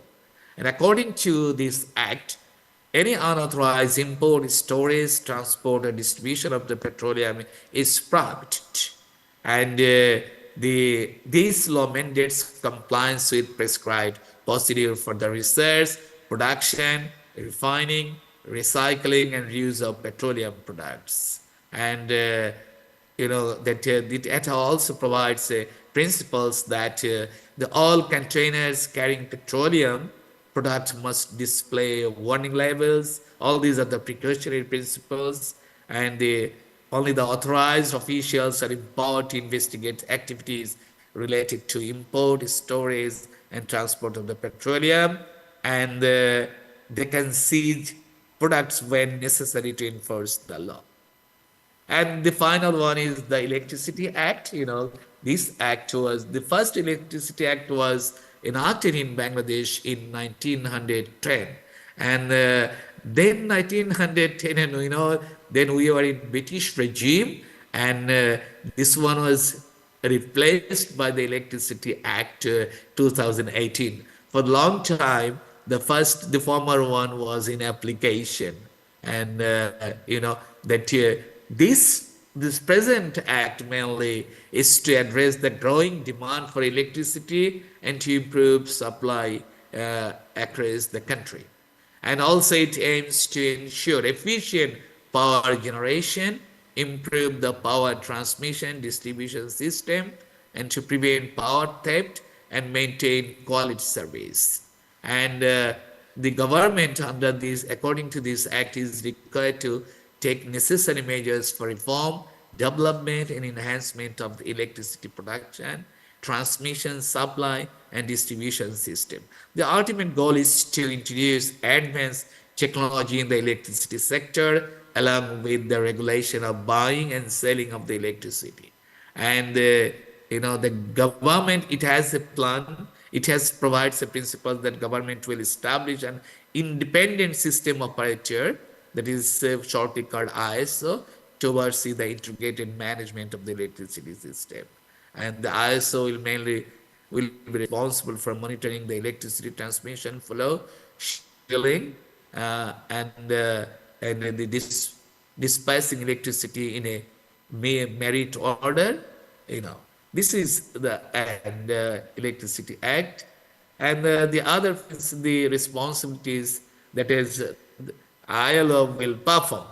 The ISO will perform, allocate the electricity loads to the distribution companies and other entities based on fairness and equity, ensuring the power distribution is done impartially according to the law. And also, a distribution license is essential, and the one who wants to provide electricity must have the license, and the license must install and maintain electricity lines and equipment as required as for providing the supply, and without the license, as the condition of without the compliance with the conditions in license, no consumers can provide it.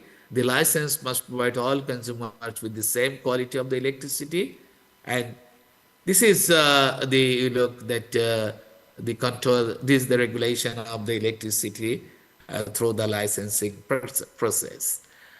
And another act is the Sustainable and Renewable Energy Development Authority Act. It was passed in 2012, December 2012. The purpose was to promote, develop, and coordinate renewable energy and energy efficiency programs in Bangladesh. And the authority is mainly tasked with preparing short, medium, and long-term plans to achieve the governmental uh, the government's renewable energy and energy efficiency target.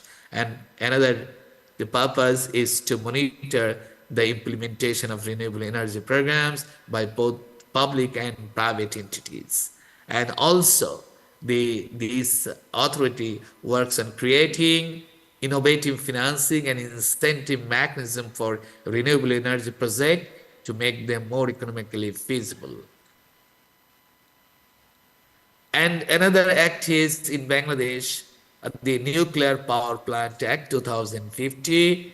This act mainly has led to creation of nuclear power company Bangladesh to oversee operations of the Rupur nuclear power plant. We have the nuclear power plant established in Rupur, a district in a district of Bangladesh, and this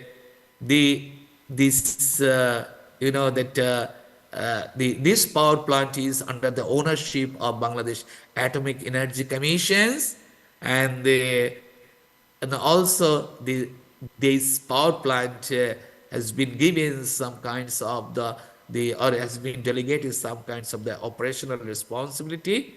This responsibility is to develop, regulate, and structure the Rupur power plant and other nuclear plants, and to ensure nuclear safety, security, and adherence to international standards, and to establish systems for radioactive waste management, and to deal with emergencies, and to safeguard the workforce, the surrounding populations, and the environment from atomic radiations. And this is the last one, that we have also national energy policy, and this national energy policy was adopted in 2004. This is a comprehensive national policy. That first policy was adopted in 1995 to guide development of energy sector, and this one was updated in 2004. Now we call it National Energy Policy 2004 in a state national policy to the 1995. And this policy mainly outlines energy as a pivotal to sustainable GDP growth, underlining the strategies balanced resource development. And this policy mainly sets a target for renewable energy to contribute at least 5% to the national supply, driving initiative in solar, wind, and other renewable sector for the greener energy mix. And this policy highlights the rural electrification as a means to reduce energy poverty and spur socio-economic development. And this policy encourages investment from public and private entities, the aiming to modernize the energy infrastructure and promoting innovation and ensure long-term growth. And the unique aspects of this policy is that this policy promotes integrating cleaner, sustainable practices and technologies.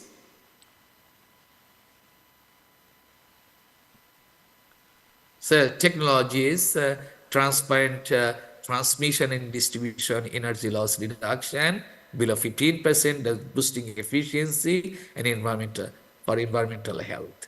And the policy mainly stresses building a strategic alliances with neighboring countries to secure energy through regional cooperation and trade, fortifying the national grid against disruption. It plans to establish strategic energy reserves are designed to buffer market volatilities, safeguard energy supply, and stabilize prices.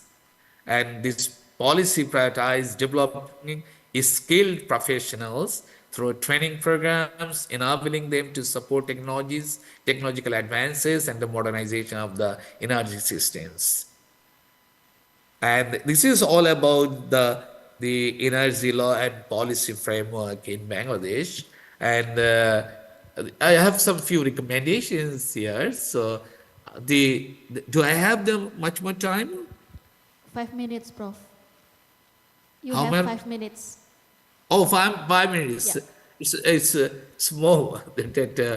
Yes, and you know that if we look at the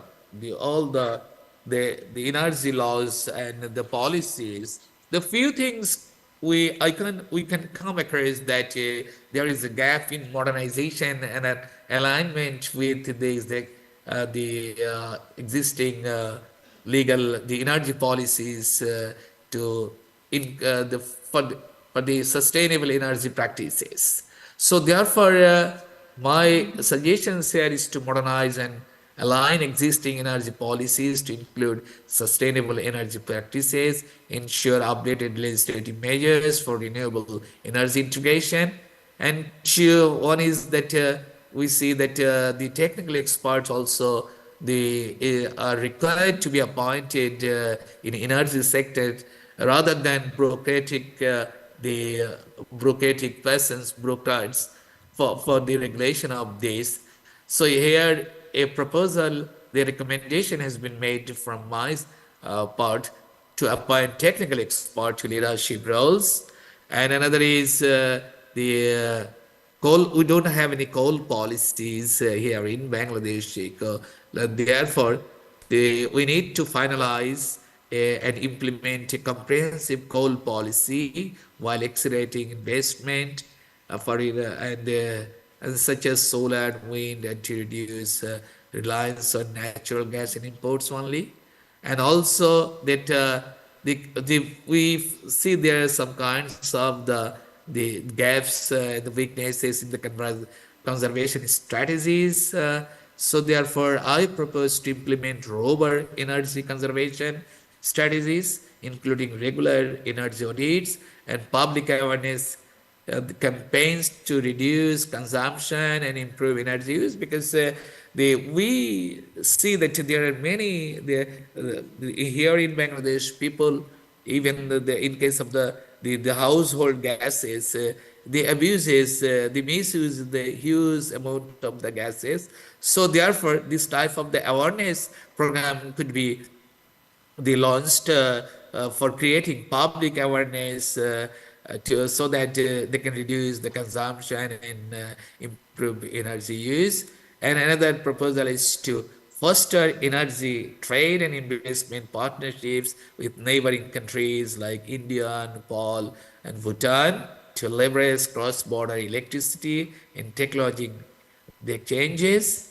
And another is to that we do not have adequate infrastructure here for providing secure the investments with modernizing the grid and expanding transmission and distribution. Therefore, the recommendation is to address the inadequate infrastructure by securing investment in modernizing the grid and expanding transmission and distribution capabilities to meet increasing demand, and the bolster R&D, that means the research and development, and they established more academic programs focusing on energy sciences to support innovation and long-term sustainability, and also to create streamlined guidelines that encourage public-private partnership for shared growth in the energy sector. The main thing that I would like to say that I'm very much thankful that you have organized such a program where energy energy and sustainable development.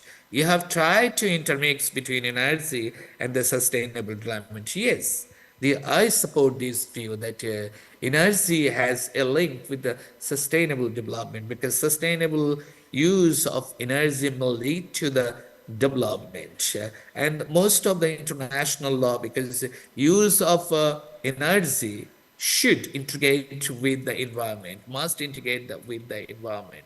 So therefore, sustainable use and conservation of the energy is are essential and may lead to achieve the sustainable development. And in Bangladesh, in fact, energy law is not that much stressed in and that much prioritized in the universities, especially in the legal education. So particularly, we have many faculties, many law schools in Bangladesh, but Bangladesh law school do not put more emphasis on study and research or energy law. Few private universities recently have they started offering these courses. But whenever as per your assignment, I started study on this, then I found that it's a very essential area of study and research, and therefore I have just collected my way of the study was to collected the method, the enactments, only the enactments and the policies, then the picture of the main issues, and then the main issues and then the main provisions, and based upon this, I have been able to share my presentations with you. That's all. Thank you ever so much for giving me the patience hearing in this the presentation of the conference. Yeah, thanks a lot, Thank Prof. Nakib Muhammad Nasrullah. Thank you for such an interesting presentation, Prof. Nasrullah. And ladies and gentlemen, before we go on the discussion sessions, I would like to invite the students in here, since the committee already well prepared with a certain gift, I would like to ask a questions for the students in here. Okay, please be ready to raise your hand. Okay. The question is, in what regulation the energy been regulated in Indonesia? Please raise your hand. Any one of you knows? Once again, in what regulations the energy been regulated in Indonesia? We will give you, okay, please, maybe the committee could help us. Yeah, please mention your name. Okay. Should I stand up or sit down? It's okay, it's okay. Oh yeah, my name is Faza, and the answer, if I'm not mistaken, it's law number 30, 2007. Is it correct? Is that correct? Anissa? Okay, Yeah. thank you. Okay. Thank you so much. Okay, thank you. That's correct. Okay. And we will go on to the discussion and sessions. So for the first sessions of the Q&A sessions, we will invite 3 of you to ask the questions to our outstanding speakers in here. And don't forget to mention your name and your institution and to whom your question is addressed to. So please, if you would like to deliver a question, please raise your hand and the committee will come into you. Okay, 1, 2, and 3. Okay, we open the first session for the 3 questions. Please, don't forget to mention your name. Okay, we will open the next sessions. Okay, thank you, Mas. Yeah. Okay, please, the ladies first.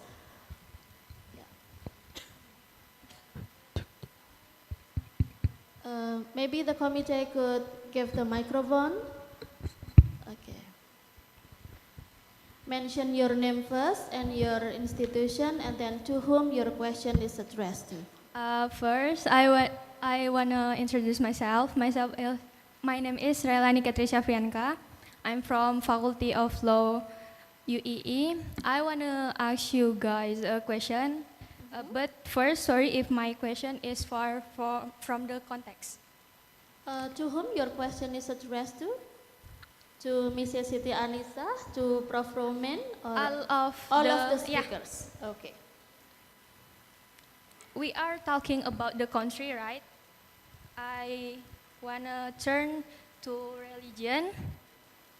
Does the religion in the world have a role in answering the challenge of energy and development in the future? Thank you. Okay, could you mention again your name? Raelani Ketrisia Frianka. How should I call you? Rael. Rael. Okay, thank you, Rael. Okay. And the next questions. Okay. Please, the ladies. Okay, in the middle. Okay, please. Yeah, the committee could help maybe. Yeah. Hello. Yeah. My- May I introduce myself first? Okay. My name is Zahra Zadika Aulia Putri. You may call me Zay. I'm from Faculty of Law, Universitas Islam Indonesia. I have a question that I would like to address to Professor Nakib Muhammad Nasrullah. The question is, how do energy laws in Bangladesh address the potential for corruption in tariff determination and resource allocation? And what reforms could it change transparency? That's my question. Thank you very much. Assalamualaikum warahmatullahi wabarakatuh. Okay, Waalaikumsalam Yes, warahmatullahi wabarakatuh. I can answer now. We will wait for the last question, Prof. Okay, the last question from the male student. Yeah, please. Bismillahirrahmanirrahim. Assalamualaikum warahmatullahi wabarakatuh. Waalaikumsalam warahmatullahi wabarakatuh. Okay, let me introduce myself. My name is Suranam.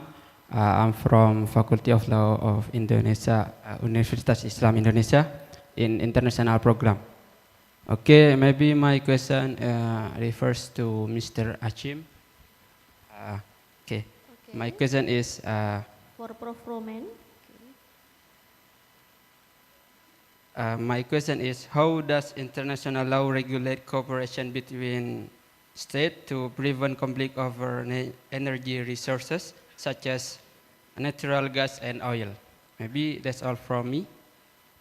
Thank you very much for attention. Wassalamualaikum warahmatullahi wabarakatuh. Waalaikumsalam warahmatullahi wabarakatuh. Thank you for the question delivered by Anam.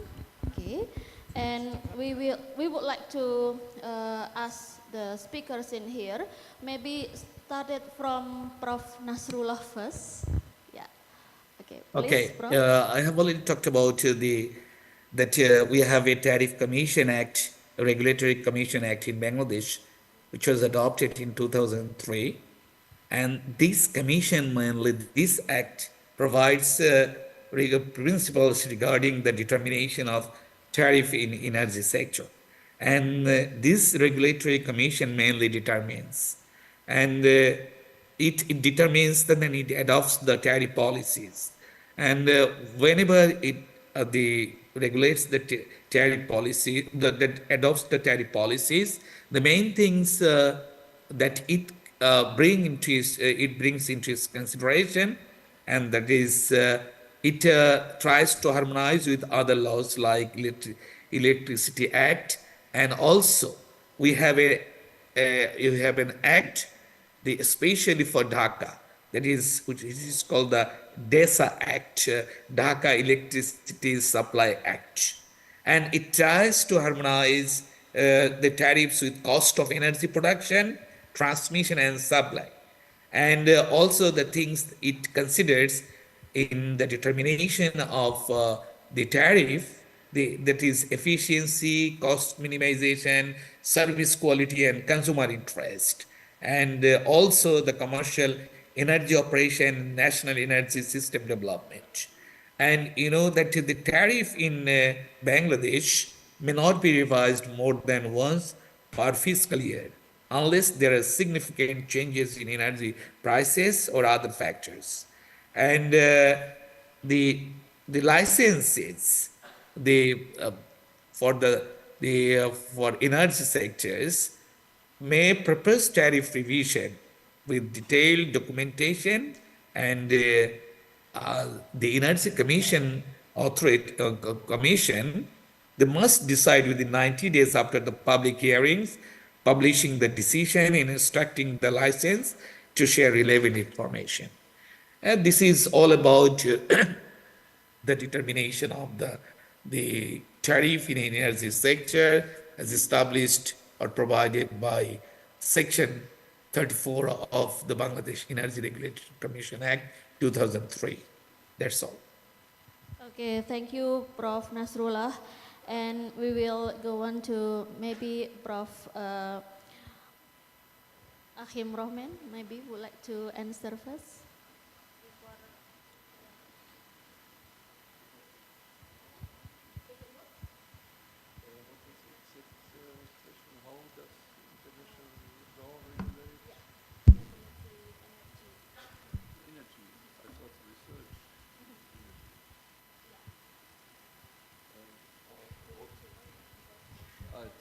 This one. Okay, this works better. Yeah, I'm not very sure whether I got the complete question from the young gentleman from International Program. Thank you for the question. I understand how does international law regulate energy or research in energy? Which one is it? Research or energy research? Oh yeah, that's a very good question. Of course, we need energy research to get more sustainable. To my knowledge, I'm not very sure whether I have everything on the screen. We don't have a special convention regulating research in energy. Maybe there is a demand or a gap to conclude on an agreement. If I scan the Paris Agreement, I see, of course, that countries are encouraged to research on sustainable energy, but there are no binding obligations, maybe also due to the national constitutional structure. For example, in Germany, there's a freedom of science. Universities, in principle, can decide on their own on which topics they research and which topics are not very interesting. So you can be sure that very hot topics will be addressed by the universities, but universities, like all research institutions, need funding, they need money. And without money, no professors, no research staff. So it can be pushed by the governments that they give money to universities, please research in green hydrogen. And it can be also pushed from the private sector and say, yeah, we are a company involved in developing cheap, sustainable energy. We need more input, and we know at this university there are experts researching on this. We give some funding, and then we work together. These are in principle the mechanisms how research works, and I do not see an at least binding provision in international law leading or influencing this way of research projects. I hope this answers your question a little bit. Okay, thank you, Prof. Roman. Next, we will go on to Prof. Rashiha. Maybe would like to answer the first question from Rael. Yeah, the correlation between energy law and religions. Religion.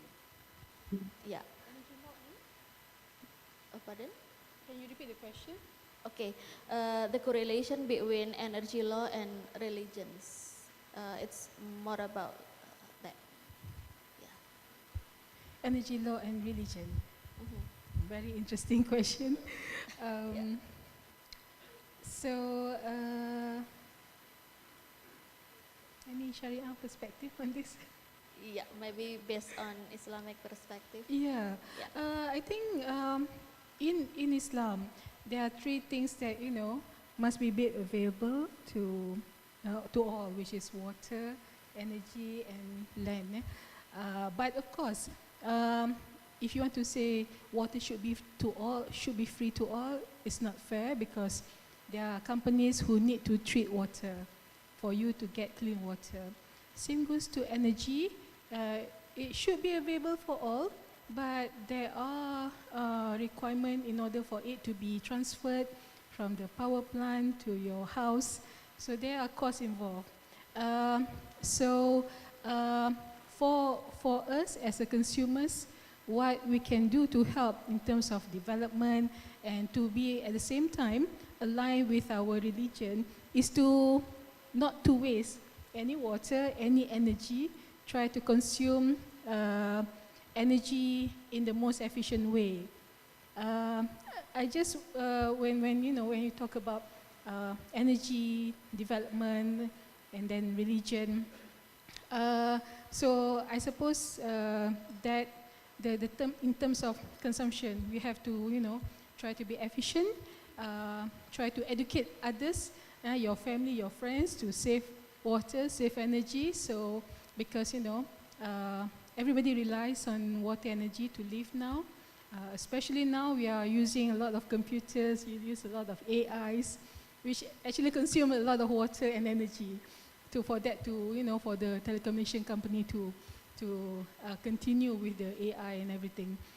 So I suppose my answer in terms of, keep a line of, our religion, our faith, with what we use, energy or water or any natural resources. We have to use it in the most effective way, less waste, okay, responsible consumption. Okay, thank you, Prof. Rashiha. Maybe last, Dr. Anissa would like to emphasize the answer, please. Thank you. Thank you, Bu Ratna. I agree with Professor Rashiha that Islamic belief teach us that, for example, society shall balance consumption habits, optimistic resources usage, minimize waste, and uphold environment stewardship. Like waste production in Islam demands the lawful only the necessary needs, fulfillment. The Rabbi emphasizing long-term sustainability, and the Islamic approach to energy justice, for example, the need for the greater awareness among all stakeholders and entities action towards upholding university appealing Islamic teaching. I think that's my answer for Rael. Thank you. Okay, thank you, Mrs. Siti Anissa.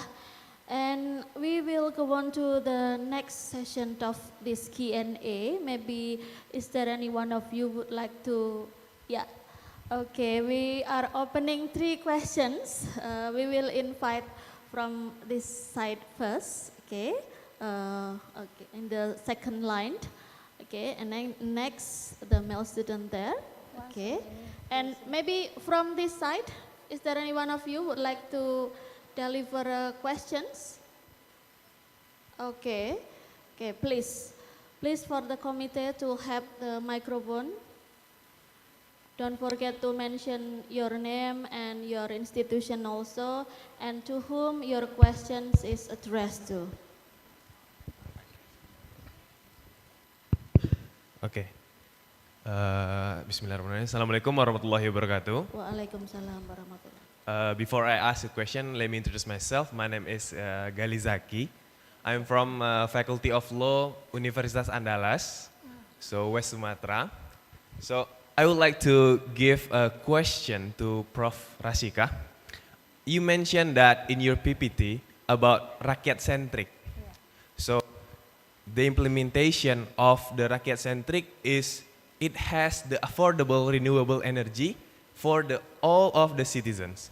But I would like to know what kind of implementation the renewable, affordable energy for the citizen in Malaysia context. Because I did some research about renewable energy. It's really needs sufficient funding. So it's rip off. If we look into the context of the electric car like Tesla, it's really expensive for the price. So how does the Malaysia implementing this strategy? Thank you. Okay, thank you. And next for the second question. Yeah.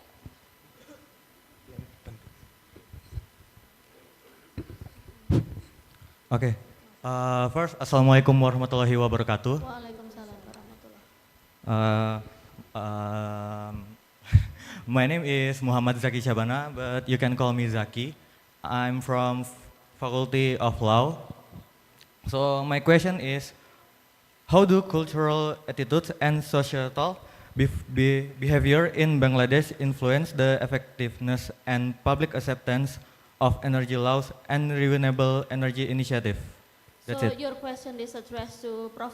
Nasrullah. Yeah. Okay, thank So, you. please Thank you. pardon the question. Yeah. Could you repeat your question? Please repeat your question. Permisi. How do cultural attitudes and societal behavior in Bangladesh influence the effectiveness and public acceptance of energy laws and renewable energy initiative? Is it clear, Prof? Yes. Okay, thank you. Okay, next we will go on to the third question in the second session. Yeah, please. Assalamualaikum. My name is Abi Abdullah. I am from Bangladesh. I am batch 2023, Faculty of Law. So my question to Pa Nakif and also Pa Rogman. So my question is how the universities and research institutes in Bangladesh and Indonesia or in Germany and Indonesia collaborate on substantial development. Could you repeat your question? So, how, as mentioned, the Prof. Nakif in Bangladesh, there is not lot of institutional work and research in the universities on the substantial development. So, how Prof. Nakif have idea that Indonesia and Bangladesh or Germany and Indonesia can collaborate in terms of the substantial development projects and researches. Okay, thank you. Okay, now we will go on to the answer session. We would like to ask Prof. Nakib Nasrullah first to answer. Please, Prof. I would like to Nasrullah. I would like to answer with the last questions made by the put forwarded by Abi Abdullah. Abi Abdullah, I'm unfortunate that I couldn't enjoy your reception because you were ready to receive me at the airport. And the thing is that, yes, it's true that Bangladesh universities have not yet offered or started offering this course as a course of in their syllabuses and included it in their syllabuses. But it's a very interesting area and a regularly growing area. And so therefore, I think that presently, although I am the teacher of the Dhaka University, and currently I am the Vice Chancellor of Islamic University, having law faculties with 3 departments there, the law and fiqh, and also law and land management. I could suggest one thing that we may come up with some exchange programs or the memorandum of understanding that also we can design some framework agreement as to how we can build off the exchange programs over the energy laws energy laws, because in Malaysia, the Indonesian university like in Indonesia Islamic University offered these courses and puts emphasis and stress on this. So therefore, it could be done through integrating into our courses and also with some collaborative programs like conferences, exchange programs, and exchange programs between students, exchange program among the teachers and experts, and also with other countries, and thereby we can improve the area in terms of this area, in terms of our research and development, because this is very the important area, I think, and I mean so, although not yet in Bangladesh included in the syllabus and they offered in the universities. Okay, Abu Abdullah, it's okay? Is that clear? Is it clear? Okay, thank you. It's already clear enough, Prof. Okay. Yes. Okay. And the next thing that the tendencies of the Bangladeshi peoples in the consumption of the energy, you know, that in Bangladesh, in many sectors, energies are used. And the question is whether they use it from sustainable perspectives. The answer is no. Because we know that in case of the household gases, the many gases, the huge amount of gases are used in unsustainable manner. But recently, a kind of awareness has been built up in the minds of the people through the campaign program regulated by Bangladesh, the campaign program launched by Bangladesh Energy Regulatory Commission and other organizations, and thereby people are getting aware of use of energy, and also they are awareing the awareing of the sustainable use of this. But since long, you know that mainly I am telling the gases are used in cooking and the household issues, and also in industrial sector. There are many reports that the gases are used in an unsustainable manner. But due to the inspection developed recently through under different the act and the policies, this is the regularly the decreasing, and I think the situation will improve, and then the people will find the way of use of the energy in sustainable manner, and also the CNG user, that different transport uses the CNG, and there are reports that CNGs are also used in the unsustainable manner, and they are getting also aware of this. So with the changes of the time and the initiatives of the different commissions and through inspection mechanism, this area is improving. Okay. Okay, thank you, Prof. Nasrullah. And then continuing the cooperation or collaboration, maybe Prof. Roman would like to give answer also. Is there any potential issues for the cooperation between Indonesia and Germany in this energy sector?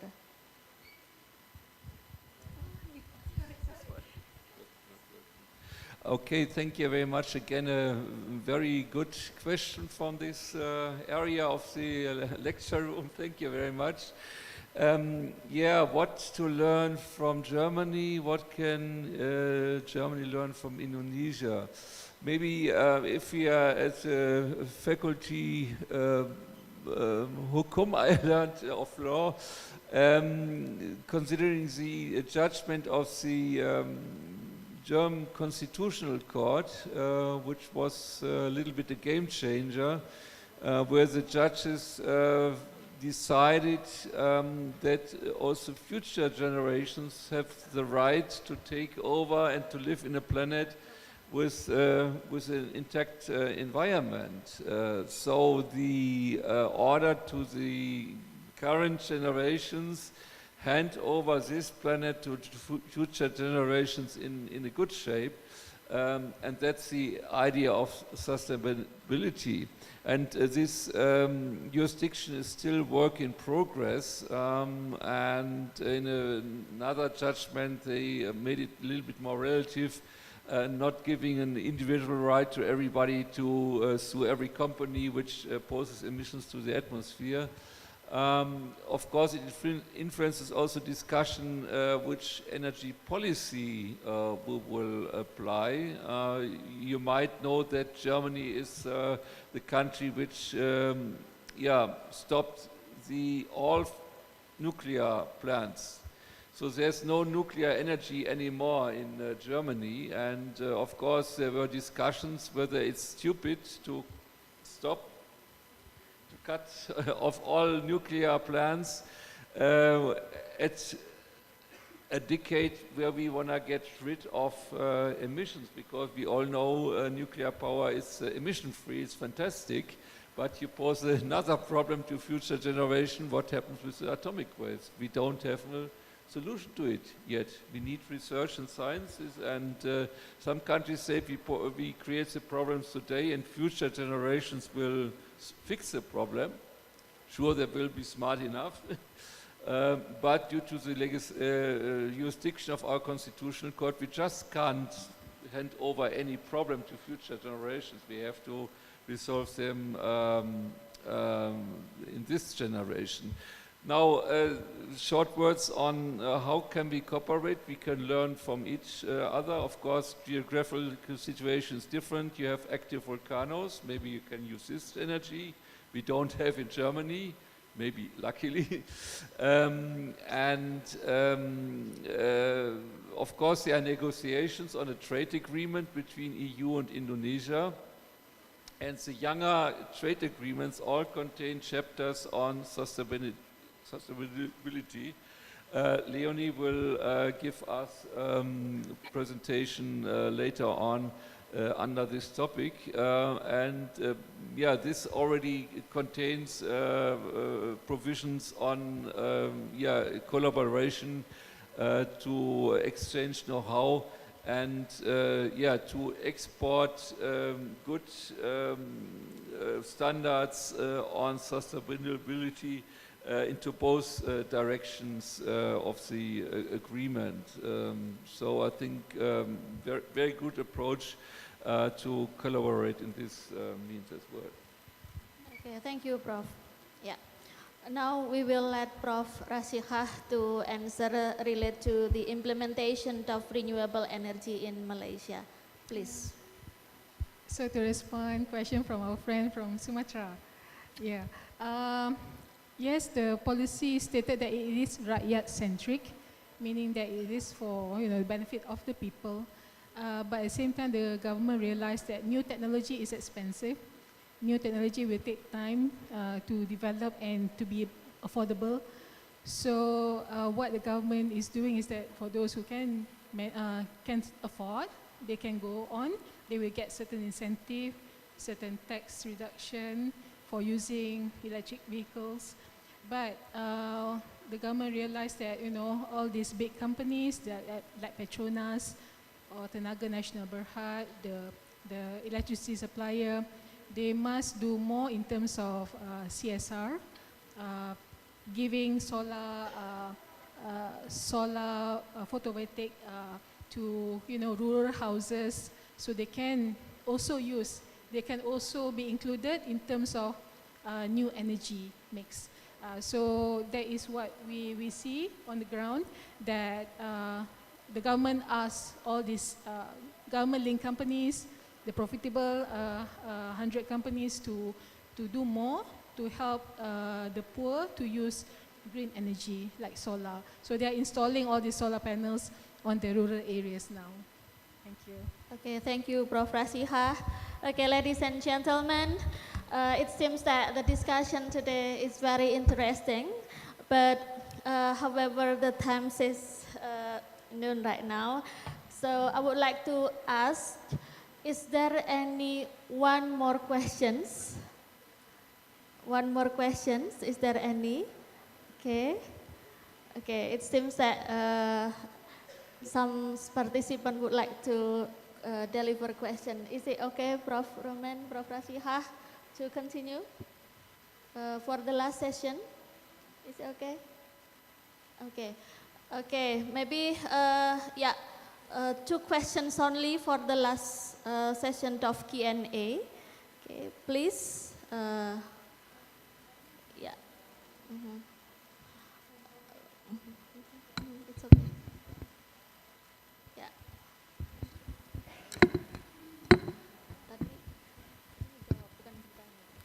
Okay. First of all, thank you for the insightful presentation for all the speakers. And so amazing. And also, I would like to thank the moderator to give me opportunity to ask the question. Although the time is over. Thank you. Okay, my name is Faza.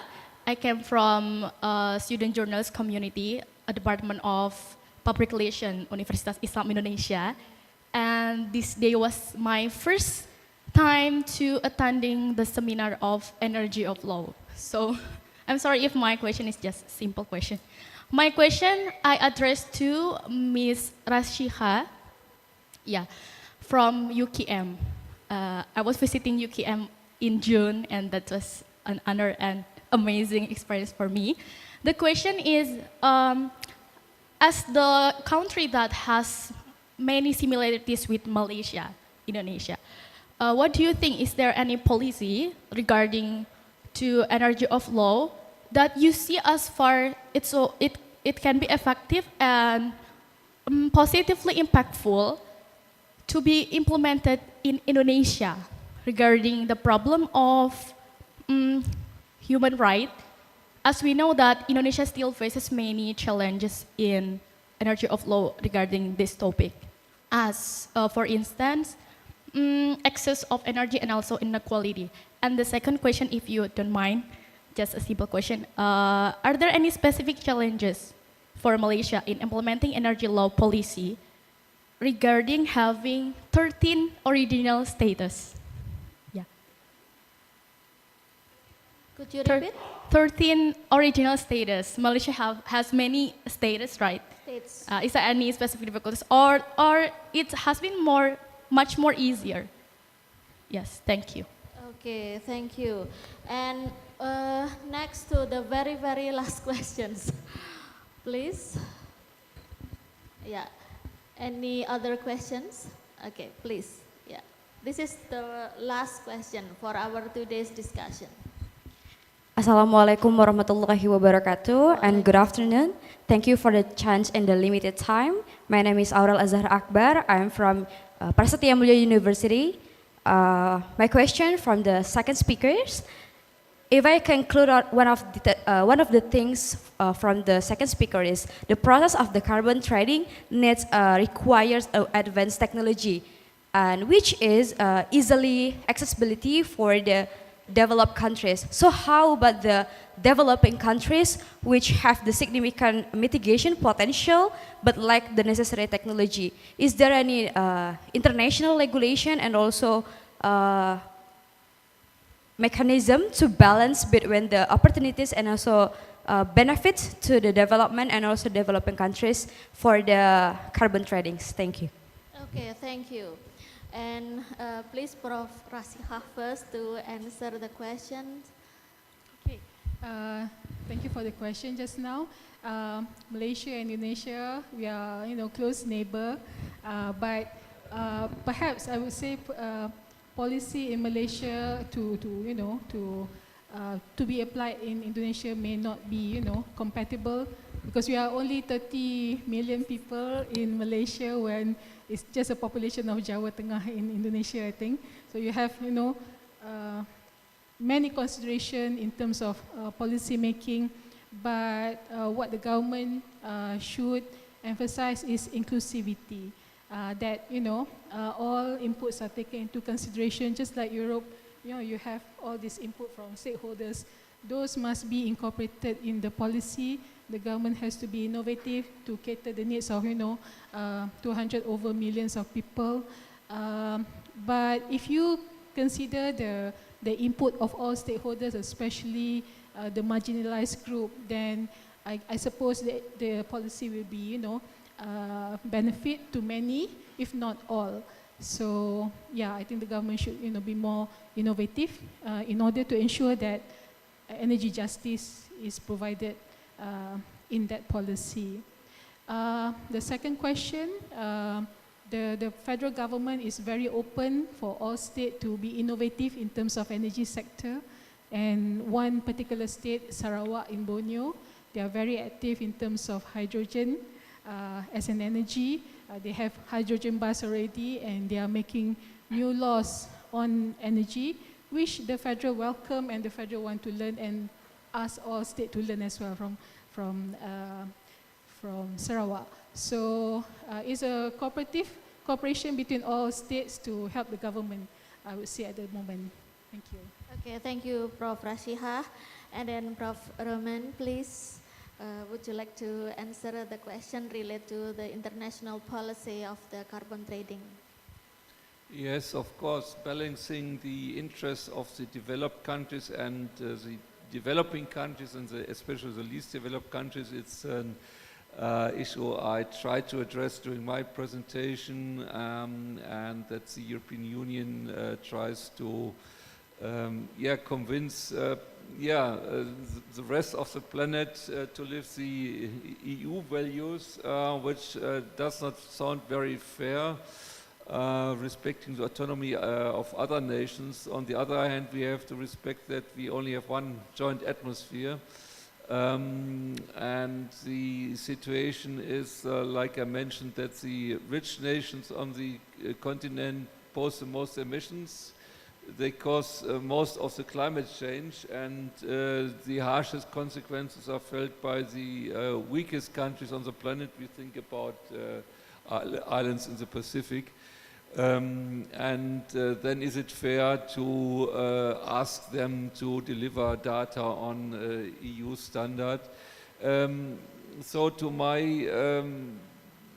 opinion, with the Paris Agreement, we are on the right track to consider the special needs of the developing countries. On the other hand, we can't turn back the wheel. Definitely, it's very unfair that the rich countries could consume a lot of energy and cause a lot of emissions during the past, forming the basis for their strong economy. And now asking the weaker economies, sorry, now you don't have any emissions left. You can emit to the atmosphere. You have to go this very burdensome and very expensive way to be sustainable. But what can be the alternative? The alternative is that the rich countries put a lot of money into a joint budget to fund these weaker economies to be able to transform this local economy to be sustainable. In principle here, money keeps the world go round, and money keeps the world alive. That's the only chance we have. Okay, thank you, Prof. Roman, for the clear answer and explanations. Okay, ladies and gentlemen, so sorry because the time is up. We have to end these sessions. And please give a big round of applause to all of our speakers today. Thank you very much. Thank you also. Okay, we are also invite all of the participants who have already delivered the question to come in front to receive the gift, a special gift from the committee, and to take a photo with all of the speakers in here. Please, for the participant who have already delivered the question, please come in front. Para penanya, kami harap untuk dapat maju ke depan untuk menerima hadiah. Or who has delivered their question, please come forward, and we will give you a prize. For the committee, please to take the picture of all the participants who already asked the question to the presenters.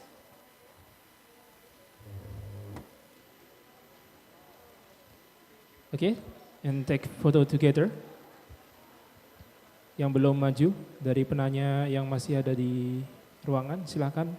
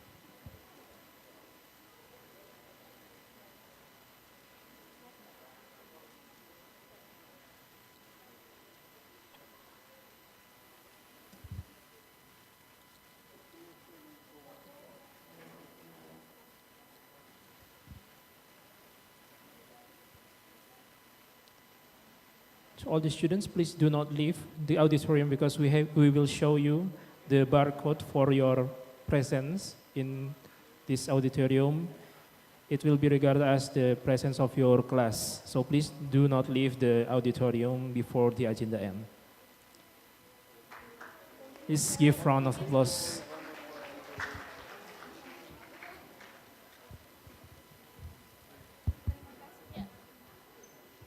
So I think that's all for our today's international colloquium. Thank you also for Prof. Nakib Nasrullah in Bangladesh. Hopefully we could see soon. And thank you also for all of the speakers in here. Guys, Yeah. inshallah ta'ala. I was so eager to attend the conference in person, but you know that why I have failed to come over there. So inshallah next time I'll try, okay, with all due preparations. Okay, thank you, Prof. Nasrullah.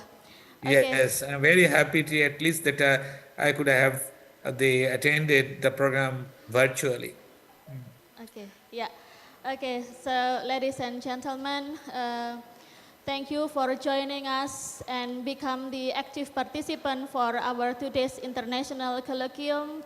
And so sorry if there's any mistake during guiding this meeting today. And let's close this session by reciting Hamdalah. Alhamdulillahirabbil alamin. Assalamualaikum warahmatullahi wabarakatuh. Waalaikumsalam. Thank you, Ms. Ratna, and thanks once again to all our panelists for such thought-provoking session. As we throw this part of our conference to a close, but we have to attend this certificate. So please, to all the audience, to scan the barcode.